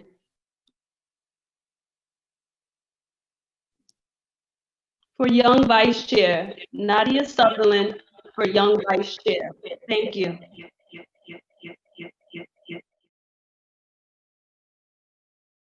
The vice president for young adults. And we have a second for that nomination. Procedurally, can you Ms. P? Correct. Madam Chair. Yes.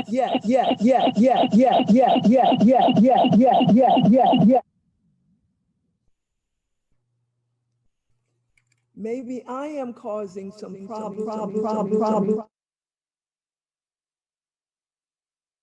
I am causing some problem by not muting when I ask someone to speak.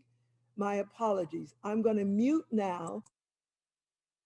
I'm going to ask you, Ms. P, to give us a sense of where we are now that we have a nomination that has been properly seconded from the floor.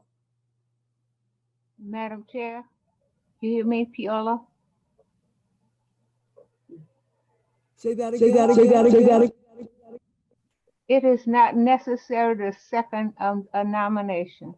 Just make the nomination and go ahead. The question was, and there's one individual who did what was we asked when they nominated their individual. They said what they wanted her to go, why and where. But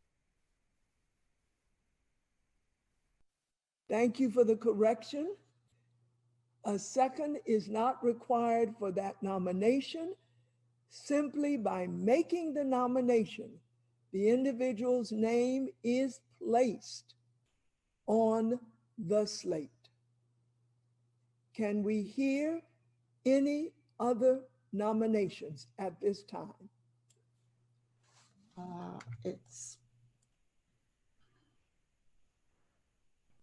I thought that Sister Elsie Cook Holmes had another hand. The next hand raised was Johnny Walker.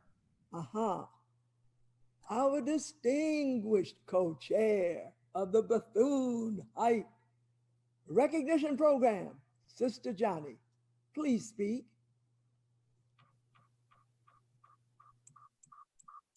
Please unmute yourself, Sister Walker.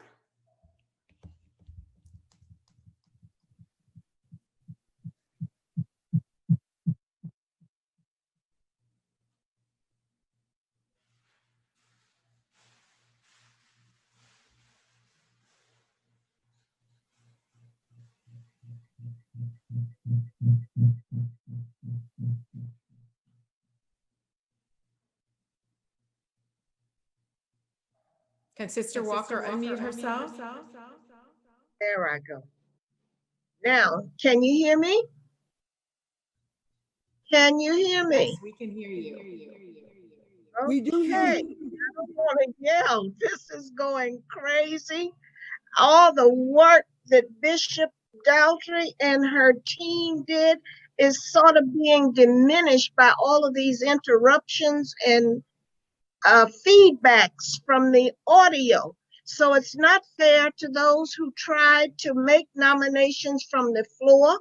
Never was acknowledged, especially the president from Brooklyn. She just kept sending messages and kept raising her hand.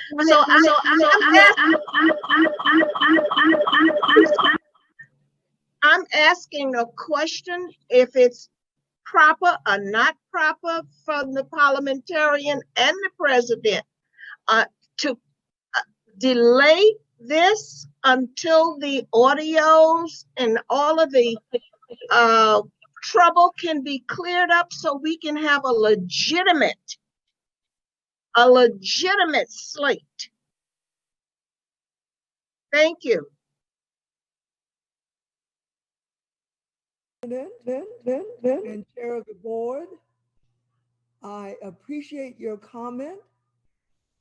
However, it is important for us to stay here until we do it right. And so the floor remains open for any additional nominations. One has been made from the floor and placed properly. We are now receiving additional nominations. If you are having difficulty, please go to the chat box. If that is not working for you, I am going to give you now a phone number of my assistant, Miss Summerlin Stovall. Call her number and get assistance in making your nomination. 202-905-5022. Thank you, Madam Chair. That is very helpful. Summerlin is also providing the names to me in the meeting site that she is in to call on. So that is where these names are coming from. So we are, unfortunately, I'm unable to personally see the chat, but again, if you raise your hand or make that phone call, Summerlin will get the information to us and you definitely will be called on. The next person whose hand is raised is CJ Mills. We would like to hear, please, from CJ Mills. Please unmute yourself. Hello, thank you. Madam President, I just wanted to say that this is a difficult process because of the technology, but in fairness to everyone, so that everyone is comfortable, I do agree that the technological issues be resolved prior to proceeding with any vote.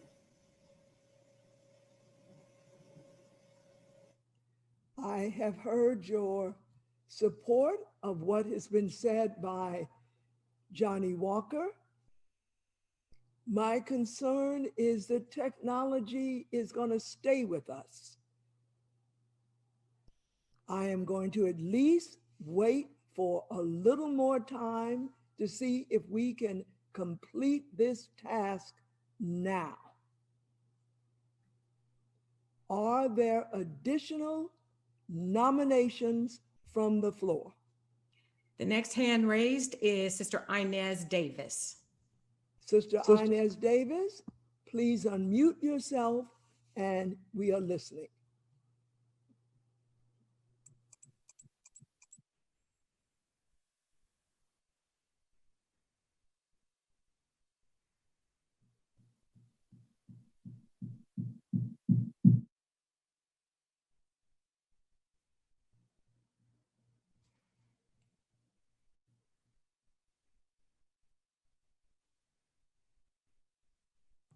Are you able to unmute yourself? And can the tech team be of assistance?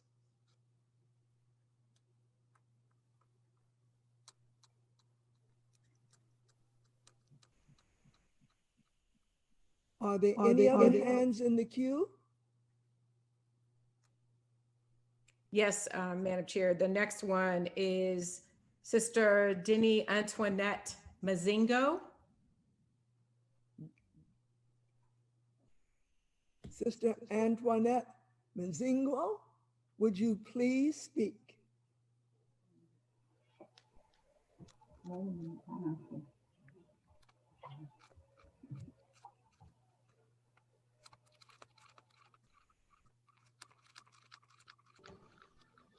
I heard now? Yes, Can you hear are me heard, now? heard. Good morning, Madam Chair. I am a lifetime member. I have been a member for many years, and I am thoroughly upset that we are having the issues that we have. And I truly do agree and believe that we should amend this and wait until the audio has been fixed, because we want a fair and open nomination and election. And I just don't feel that this is the proper time to go forward. We don't know what's happening. And it's unfair to you as well. Thank you. Thank you for your comment. Is there anyone else in the queue before we make the decision that we simply have to Madam postpone? Chair, there are two more as of now. Sister Sharice Breeden Balam.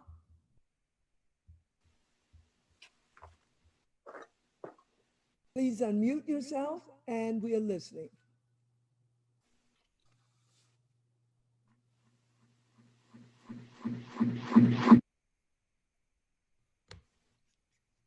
Technology seems to be winning one more time. You had one more person in the queue. Let's see if we can hear from them. Yes, and I am hearing from several, and there may be a couple of more. So I will find them. Just 1 second. The next one after Dr. Breeden Balam is Brenda Nicholson. May we hear you, Brenda Nicholson?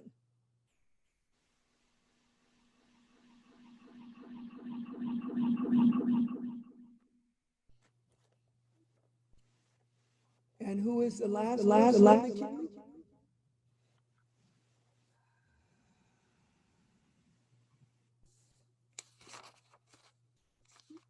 Dr. Cole? Yes. This is Beverly Smith. Let me also suggest, and I don't know, I know you have a decision to make, but on the user end side, there is also a concern that I have about user error. It is important to make sure that you are not muted.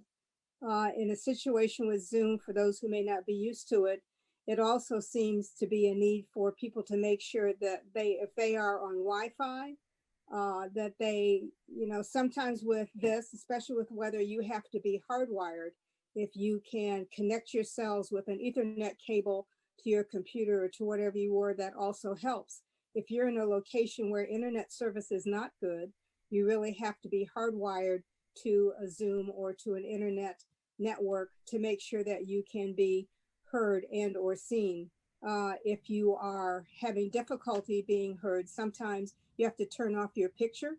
If you're in an area where the internet service is not as good as it could be, to make a difference. So it may be a combination of things, but I do think it's important to make sure on the user end, I hate, because we've done this so many times, I hate to put all of it on the technical side when we experience a great many times in our conferences error on both sides. So making sure that you're connected as well as you can be, and that you are making sure that you're not muted really is important in terms of making sure the system is working properly.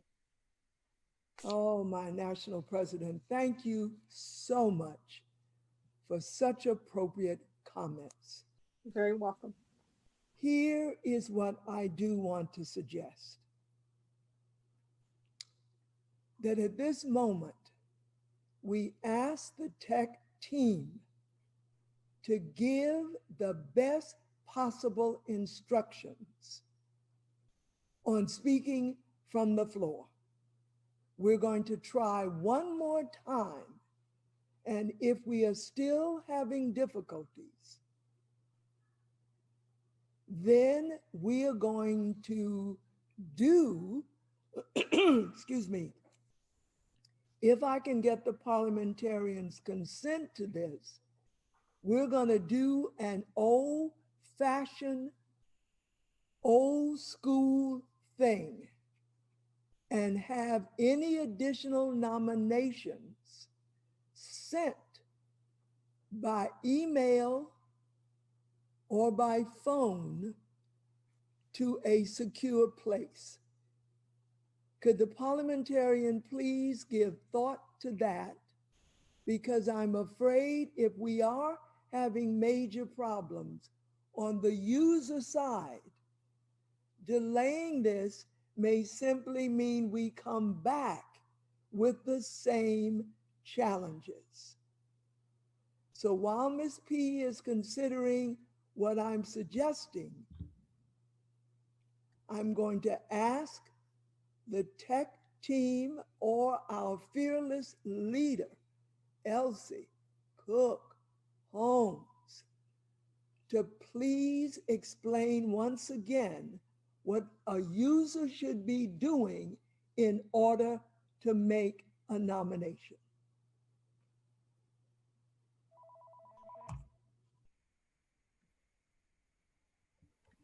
Pia.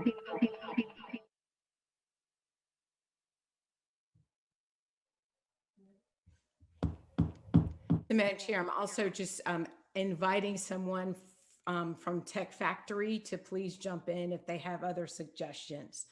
But I do have 2 additional names that were called into Summerlin, or that they were put in the chat that she had not seen. And so that is one of the things. And the other piece of it is just to explain, and again, I will ask Tech Factory if they can assist as well. Right now, to all those in attendance, there are multiple rooms or multiple parts of this meeting, if you will. There are a small number of members, including the officers and some of the other members that are in one of the rooms, those speaking for this session, etc. Then there is another Zoom area that the majority of the attendees that are in this meeting are in at this point. And so Tech Factory, I think, will come back, for plenary 2 to determine if this will remain the way that it is.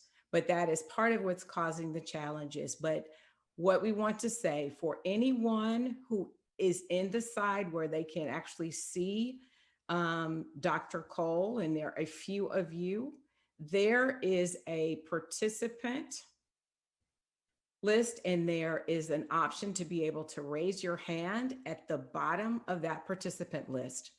And then you will be asked to unmute, but then you must actually unmute yourself.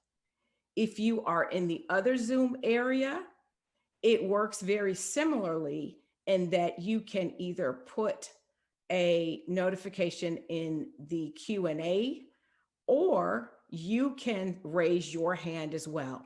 So you should see a raised hand at the bottom of your screen.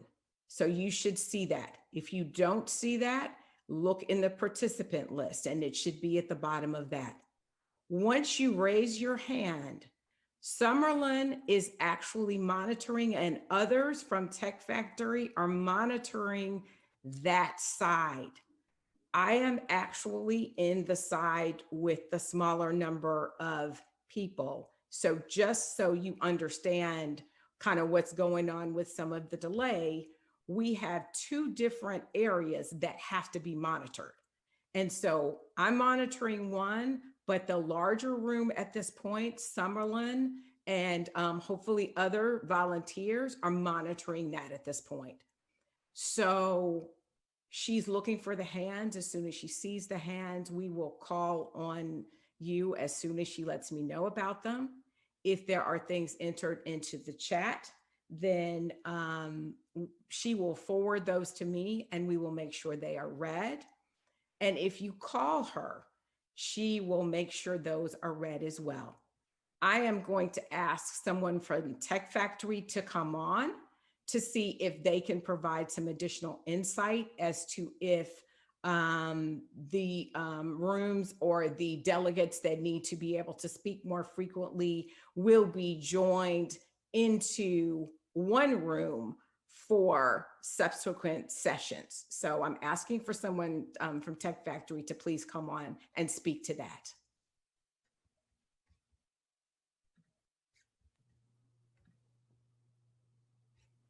Is there someone from Tech Factory who can speak to this now?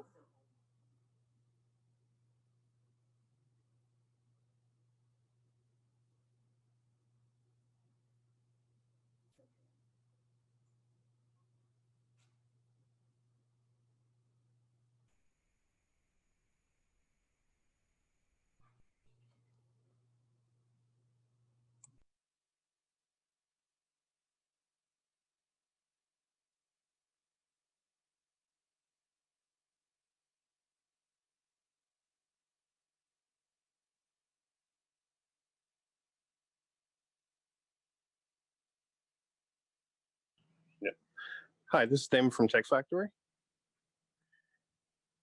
We are listening. Okay, and Elsie had it on the head. She hit the nail on the head. We are trying to unmute and mute at the same time from different devices, different streams. So be patient, and just if we ask you to unmute, just unmute and start talking. We'll get you so everyone can hear you. And Damon, can you provide some insight as to if for subsequent plenary sessions, the delegates and anyone else who is able to vote are going to be able to be located in the same Zoom space? If you could provide that insight as well, please. Yes, I'll see if we can resend the Zoom link back out, and so we can get you in everyone in the proper Zoom meeting. And we won't have to do this again. We won't have to have people on the webinar side talk. And that's one of the issues we're having right now. And so you're planning to do that for the next session. We want to just make sure we're giving the appropriate guidance to Dr. Cole, so she'll know if she needs to take a recess earlier than the end of plenary 1, or if she is waiting until plenary 2 to be able to do that. So if you could provide some insight into what Tech Factory is thinking for that timing, please.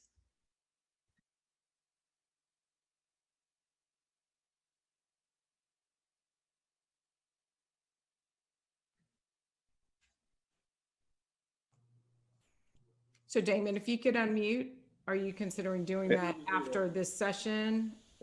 Yeah. My plan was to have it done after this session, because we didn't want to just pause the session to have people come out of one link and go to another link.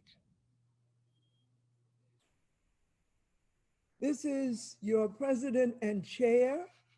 And from the chairship, I am going to respectfully ask that we take a 5-minute break. I wish to consult during that time with our parliamentarian, more directly with Tech Factory. In 5 minutes, we will reconvene. I cannot thank you enough for your patience. I do want to assure you that this is not peculiar. What we're experiencing is not peculiar to the National Council of Negro Women. We are living in this world of technology. Sisters, please take a 5-minute break.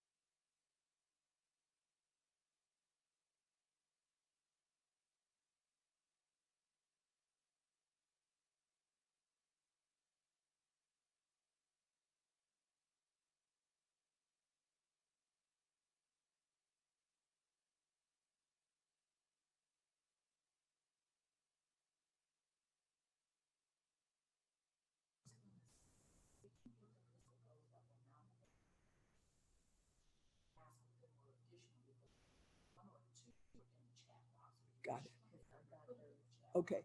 All right, my sisters, I am back. My apologies, that was longer than 5 minutes, but I think we have a way to proceed. Let me first make sure that I am being heard. Some thumbs up. We hear you, Madam Chair. Good. We suspect that part of the difficulty is in terms of what is going on with users.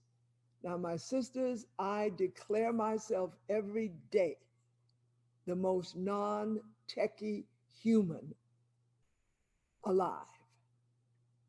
So this is a concern that I could make about myself. Clearly, in addition to difficulties on the user side, there are technical difficulties just because of the number of us involved in this process. You see what my suggestion was?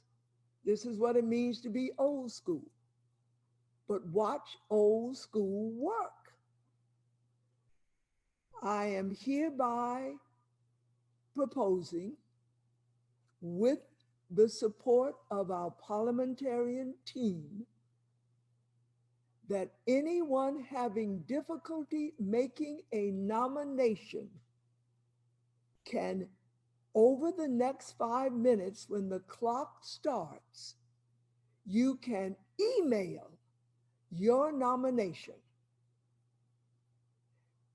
You must say for what position the individual is being nominated. Send that nomination to S. Stovall, SSTOVALL at ncnw.org.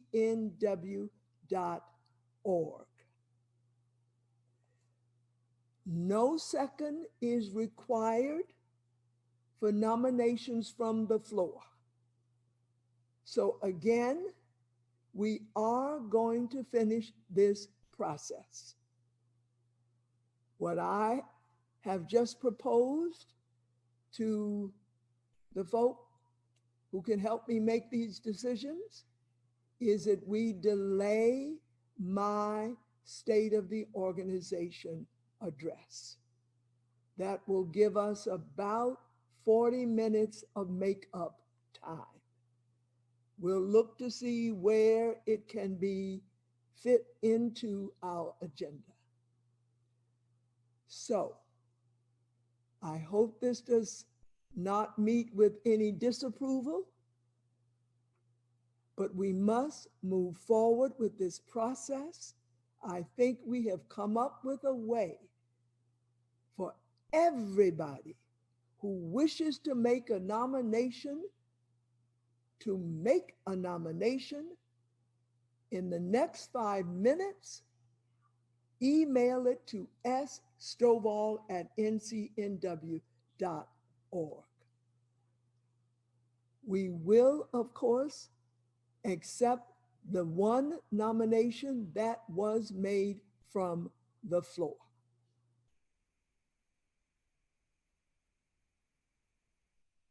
Sister Elsie Cook Holmes, can you get your timer going?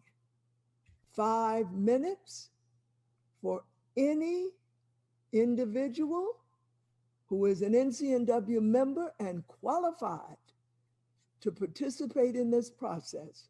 You have 5 minutes to nominate individuals from the floor in PIPS by sending this email. Once again, I am asking for your attention to age, to geography, and certainly to experience and qualifications for the position. The clock is ticking.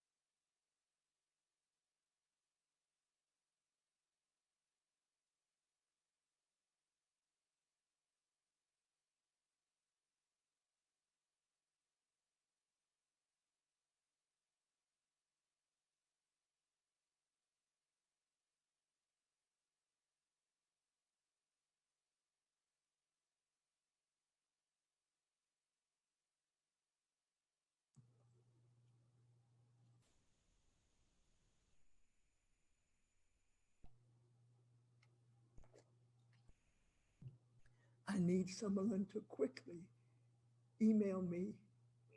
You will write down who the nominators nominate. The clock indicates that 5 minutes have passed. I will now wait to receive these nominations. They are being sent to you. Summerlin is sending them to you, Madam Chair. Thank you.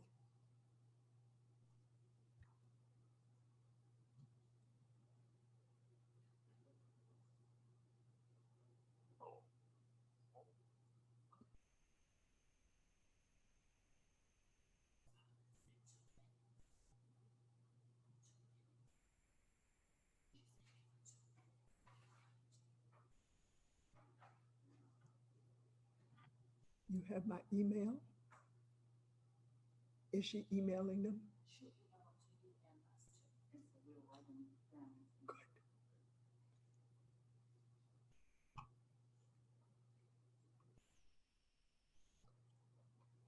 You know, my sisters, while we're waiting, I just want to indicate what an NCNW family we have.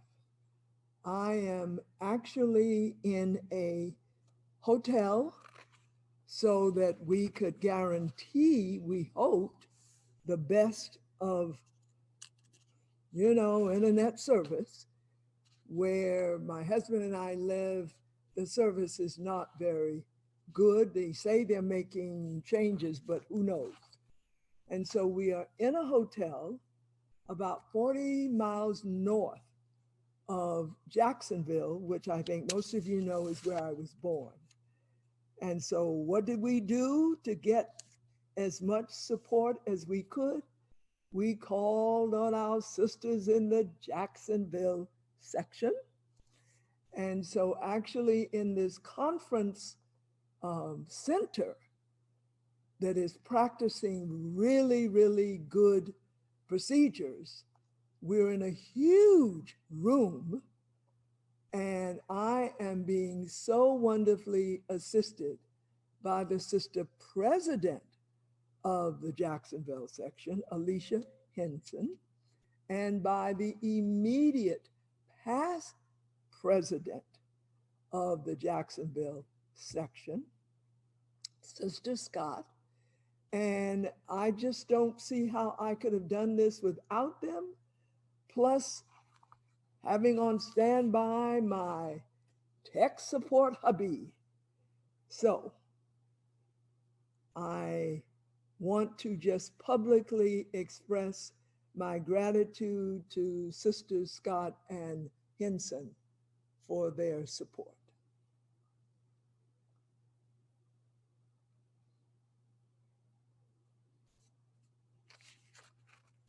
Just so you are aware of where we are in our agenda for this morning, which has turned into an afternoon. Once I am able to announce to you the nominations that have come in, I am going to call on Honorable Patricia Lattimore, who is the chair of the election committee, to give you more detail in terms of voting procedures.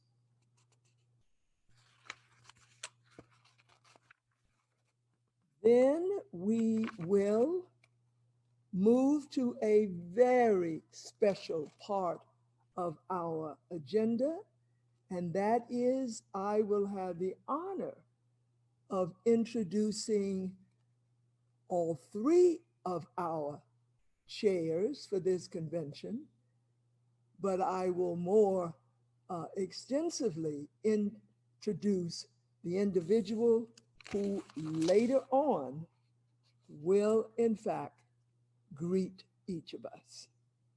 And as you know, throughout the convention, each of the tri-chairs will address us.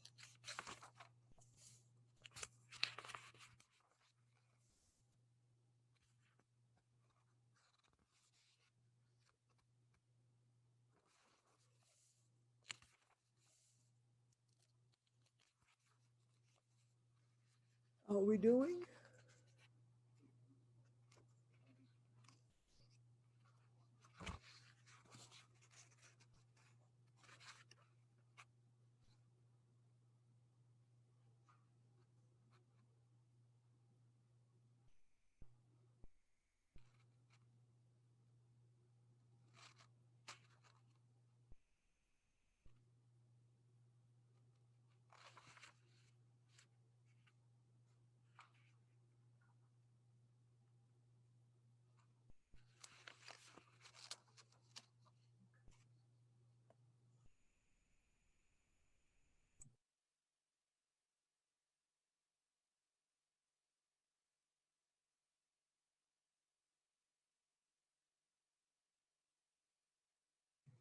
I am told that our brother David Glenn has added the Slate book into your documents file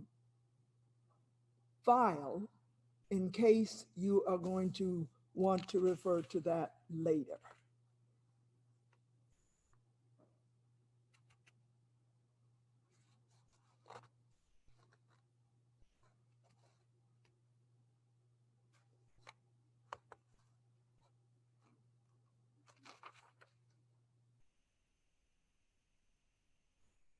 While we're waiting, I'm also going to ask if our parliamentarian, Ms. P, will be prepared to say where we are now once we have received these additional nominations by email.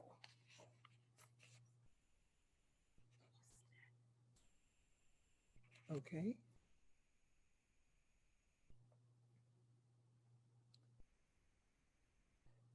I am now ready to read off to you the nominations that have come in. Dr. Shirley Goldston Key for the at-large member position from the Central Division area. Oh, please excuse me. This is who is making the nomination. Let me be very clear. Dr. Shirley is nominating this person. Who has nominated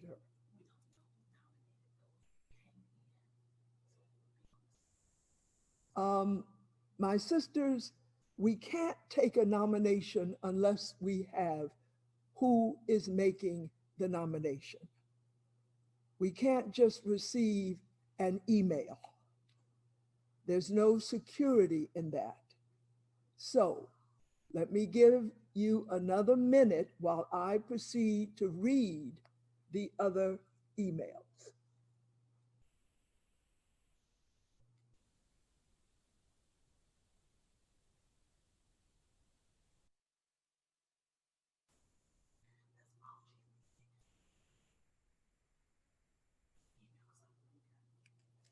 Someone has said, again, I nominate Nydia D. Sutherland for Youth VP. But who has made the nomination? Rose E. Morgan, first Vice President of the Brooklyn section.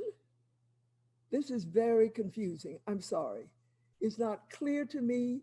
I have to have clearly who is making the nomination, for what position the nomination is being made, and the name of the person being nominated.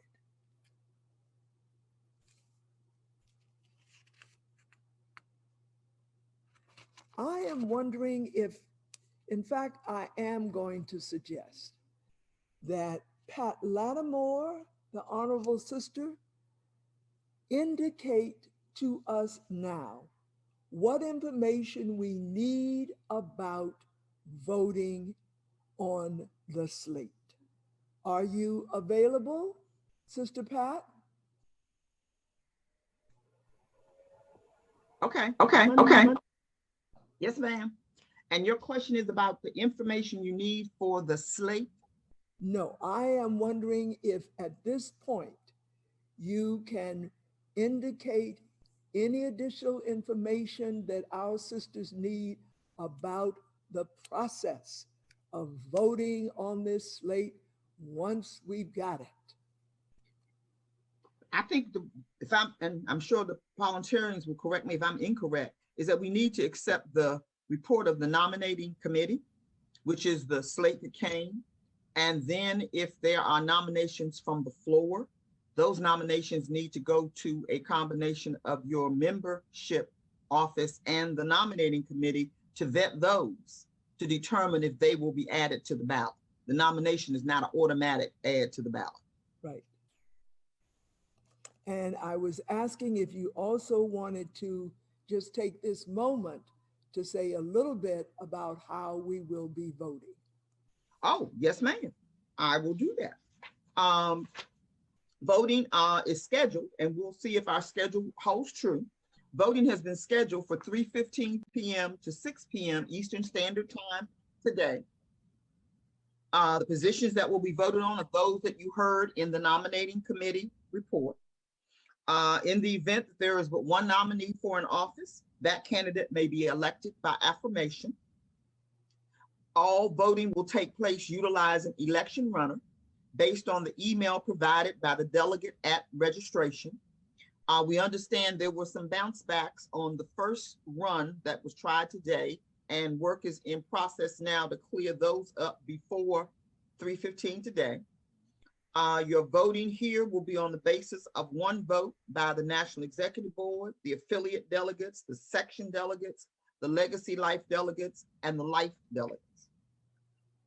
Once you receive your email with the link for the ballot and the instructions, we ask that you do so within the appointed time. The person elected for each office on the ballot will be determined by a majority vote of more than half of the votes cast by delegates. If there are two or more candidates and the office remains unfilled after the first ballot, the two candidates with the highest number of votes will remain eligible for election on the next ballot.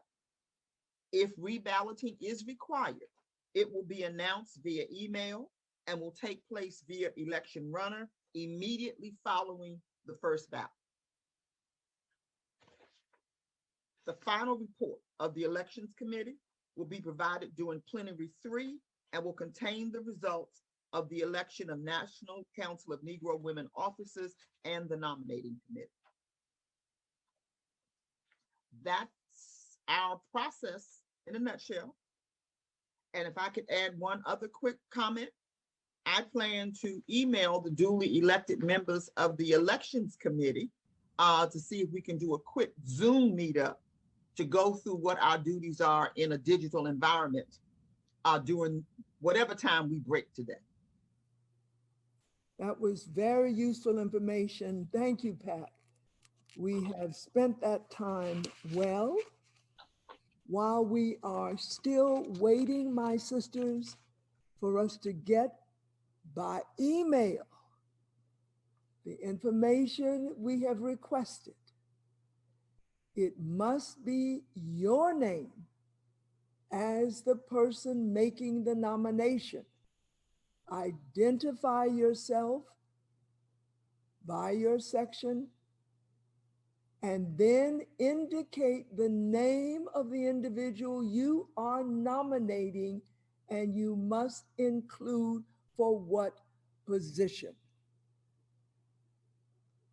While we are waiting, in order to continue to move us along, I would like to take this moment, and I am hoping that my doing this at this moment will not be awkward, because what I'd like to do is to simply formally and lovingly present our 3 chairs for this convention.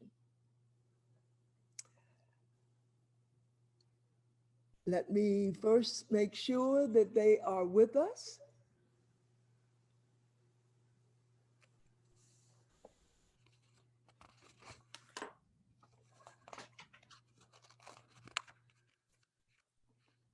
Dr. Dawson is here, Madam President. All right. And Kimberly Jeffries Leonard is here, Madam Chair. all righty. Madam Chair, Kaida Sorority Incorporated is here. I wish to open my arms. You have already introduced yourselves, but with all of the respect and love of the National Council of Negro Women that you know so well, because each of you, Sister Tri-Chairs, each of you is the Sister President of one of our affiliate organizations. Know that you're taking on this extra responsibility touches our hearts. And later in the program of today, I will formally introduce our good Dr. Dawson, who will make some comments. And then on preceding days, our other chairs will have the floor. Thank you so much for being with us. And since we do have a little time, informally, is there anything that you wish to say? Chair Priscilla Murphy, Kaida Sorority Incorporated. Thank you, thank you, thank you for this honor. You are doing an amazing job. It would behoove me not to also say welcome to all of my Chi Eta Phi Sorority Incorporated membership in attendance today. We are on board. Thank you, thank you. And I would say to you, Sister President, that our asking you and our asking Dr. Dawson to serve as tri-chairs, and for related reasons, asking Dr. Kimberly Jeffries Leonard, is clearly situated in the moment. You have such a connection, an intimate connection with what is going on in the field of health. You, my sister, who has just spoken, heading this sorority of Black nurses. So it means an enormous amount to us to have each of you, because you are indeed on the front lines. You, Sister Kim, have been so on it in your role as the president of the Links, speaking up, standing out on these questions around this horrific virus. As a Link, I can say that I go to your messages because I know there I am going to receive what I need. So, dear, dear tri-chairs, thank you, thank you, thank you. We will hear later from Dr. Dawson, the president, as I have said, of the Black nurses, and we will just welcome you throughout this convention. Would either of the other two chairs have anything you wish to say? Just putting you on the spot. Madam Chair, Kimberly Jeffries Leonard, National President of the Links Incorporated. First, I want to thank you for the honor of serving as tri-chair. I want to formally greet my other two tri-chair sister presidents. I want to greet all of my Link sisters who are joining today, the members of your board and all of the members that are present today. I am just very honored to be here in this capacity. And I want to reiterate what my sister president said. You are doing a phenomenal job. Technology works until it does not. And we all have to be very patient because we know these are unprecedented times. And when unprecedented times call for unprecedented measures. And when we have to invoke unprecedented measures, we have to understand how to be gracious and patient, because that is just all we can do. So thank you for this honor. I'm honored to serve next to these two phenomenal women in such an important field. And I'm so excited to be able to be here in a time such as this with all of the members present today. Oh, I'm so grateful. And Madam President, we'll have the floor much later, but do you have any comments now? Yes, I would just like to say that all of our organizations were birthed out of the same struggle. We were denied something, and our leaders found a need, and they filled the gap. I have members in every organization that I think I met on yesterday at the board meeting. And I can tell you that as soon as the members found out that I was going to be one of the chairs, my members started blowing up my email, letting me know that they were members. I have so many members that are part of Al-Qaeda Phi and that are links. So we're all in this together. We're a family that is marching forward arm in arm. I mean, I could not be any happier than this. And yesterday, if I may say, when you mentioned about you starting a health committee, I want you to know, and your chairperson or whomever, we are here behind you. We are here to help you. We have some resources that we will make available to you. We have a national journal, the Journal of the National Black Nursing Association. We're in every space that you all mentioned about maternal health, child care, incarceration, human trafficking. So just let us know how we can serve, because that is our footprint. We are here to serve those in other organizations and within our community. So I'm gonna shut up and say, we just got your back. Got it. Got it. Thank you, Sisters Murphy, Jeffries, Leonard, and Dawson. You really warm my heart by your comments, and I know I speak for all of your sisters in NCNW in saying, we're so proud to be connected to you. I am waiting, as you know, to hear our additional nominations from the floor. I am also looking to see what else we might be able to accomplish while we are in that waiting mode. Let me just say this, if I may, because Dr. Dawson is just so wonderfully enthusiastic about strengthening our connection between NCNW and the Association of Black Nurses. What Dr. Dawson referenced is what we did yesterday at our board meeting, and that is I received the enthusiastic support of the National Board for the appointing of currently, until we all transition, Vice President for Adults, Shara Denton, to head a new committee. And this is a committee on Black women's health. Perhaps we will come up with language that speaks of health equities, because it is a very new but urgent idea. We don't have all of the language, but this I do know. I know that Shara Denton, in moving from the position of Vice President for Young Adults, is really poised to do this. She is a mom with some personal involvement in maternal health matters.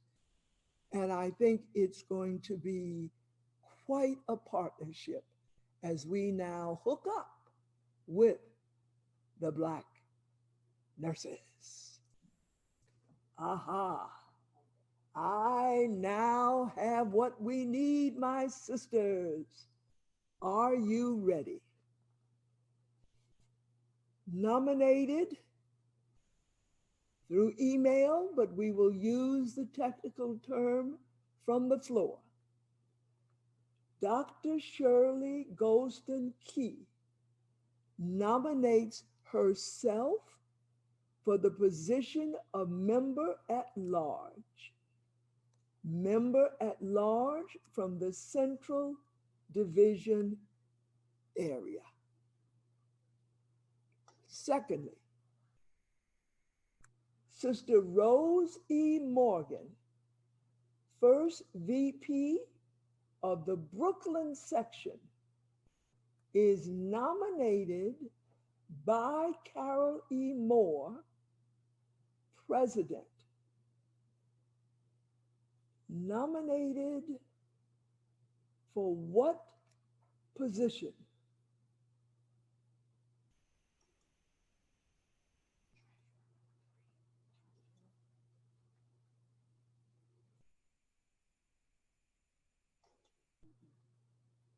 We're still, the professor in me is coming out. I gave the assignment. You all aren't doing your homework. I am going to continue until we get for what position that nomination is being placed. I am now reading Sagria Lane is being nominated for the position of treasurer. The nomination is made by Yolanda Latham.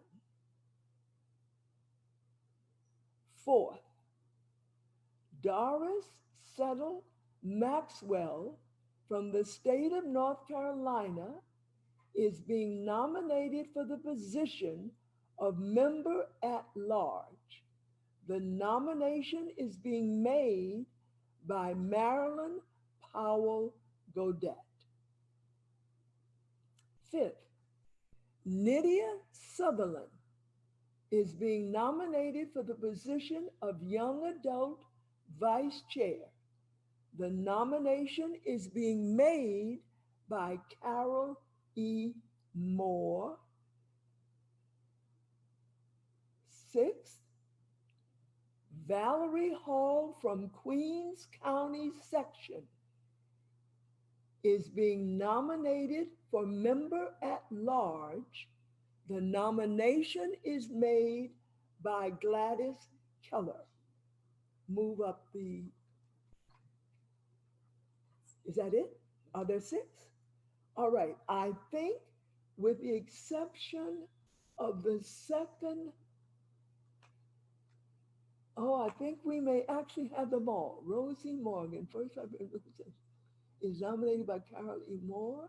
For treasurer, nominated by, I am asking now if someone will really check on me that we have a nominator, the person who is being nominated and for which position, for these 6 nominations from the floor. I'd like in particular to hear from the bishop.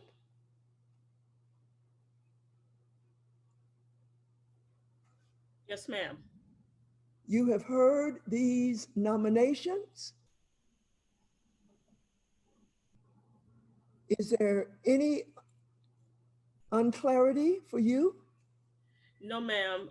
If I may just speak a bit to the process. Please. Going forward, under the process that we have been using of the 50 women who submitted nominating applications, each of them received a nominating form, a packet of information.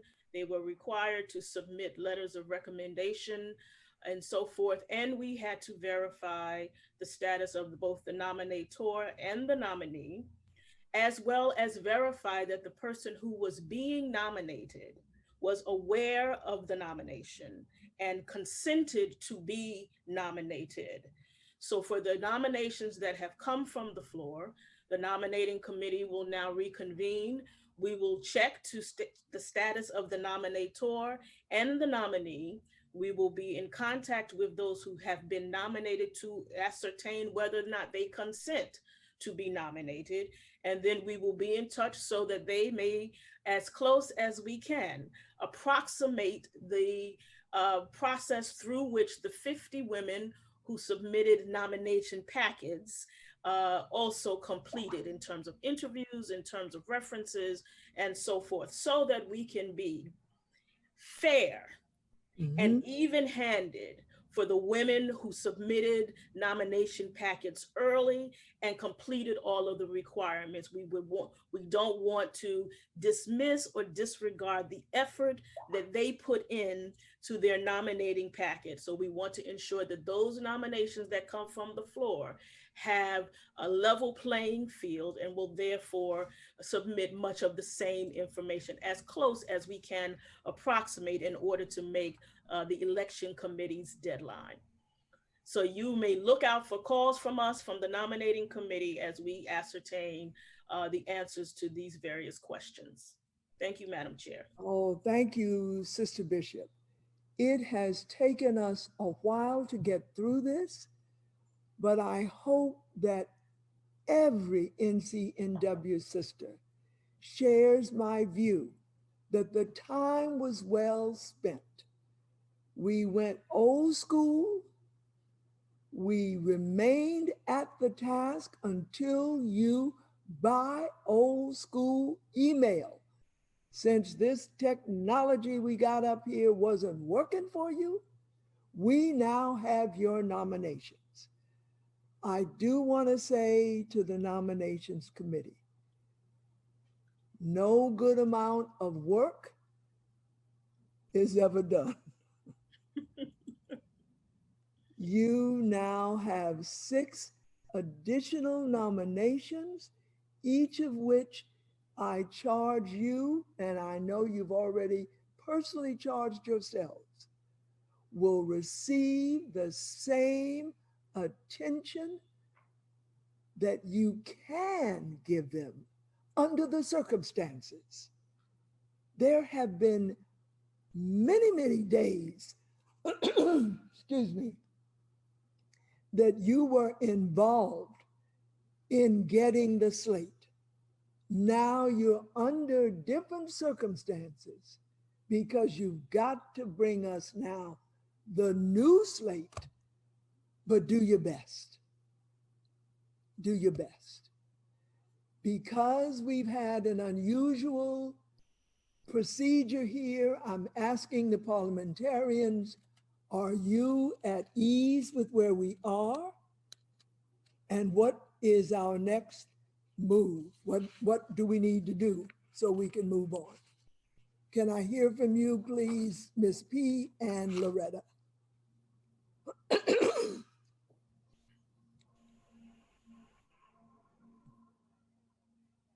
Received Pat Lattimore's report, but was not voted on, which requires a majority vote. You hear me? I think I hear you saying the slate, which is that brought forward by the nominating committee, and the nominations from the floor now require a vote, a majority vote. No, it's the elections committee. Pardon? The elections committee, the elections committee, just the elections committee report. I did misunderstand. The elections committee's report. I have heard you. It is the elections committee report that now requires a vote, and it is a vote by the majority. Are we ready to vote? Sister Elsie? Madam Chair, we are ready to vote. The ballot was sent out a while ago, so everyone should have it. And please retrieve that email now and click on the link and make sure that you vote. Again, yes for if you're for the motion, no to vote against the motion, and press submit. And again, you will have 5 minutes to cast your ballot. And in the meantime, Tech Factory, if you could please start the 5-minute time clock for us. Thank you.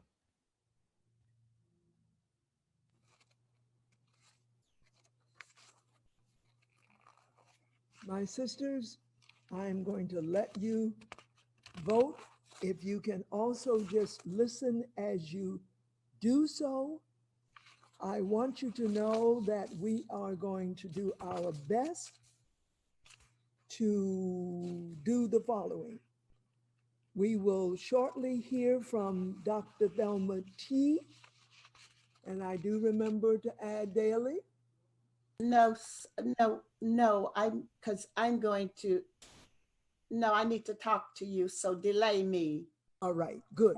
All right, so we will delay this report from the chair of the convention.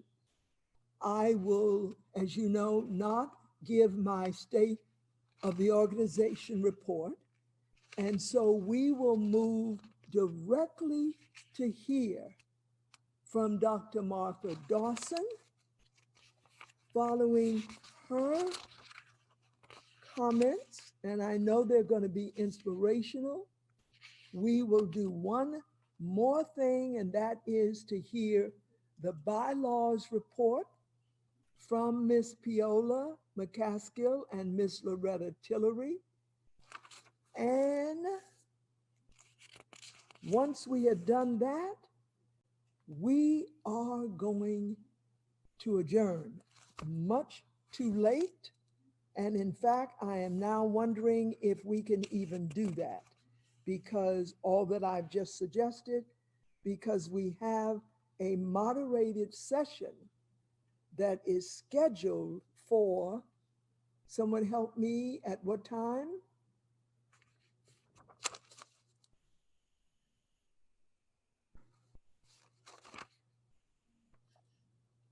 It starts at 1:15 for the next session, Madam Chair, but 1:15. Let's see if we can do what we need to do to keep on schedule for that. It's such an important session.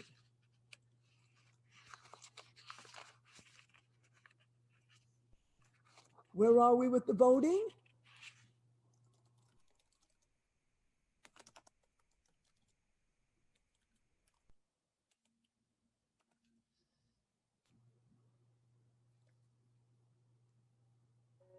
I'm just checking on the time, Madam Chair. Thank you.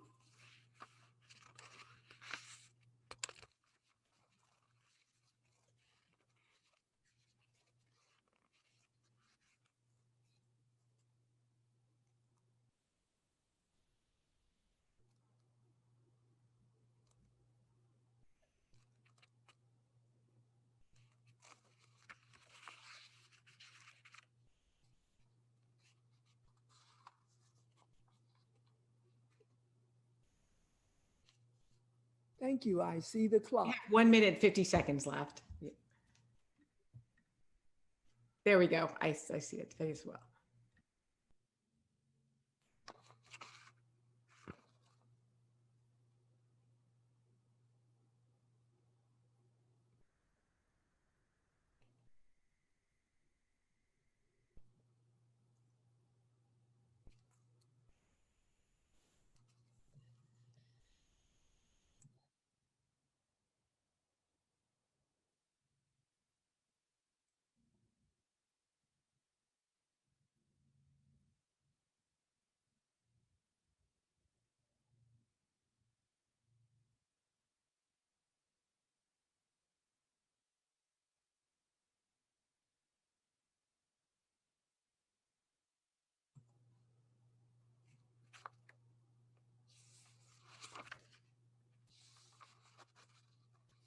All right, and just as a quick reminder, as the count is winding down, please make sure that you're checking your email, the specific email that was utilized for you to register for this convention.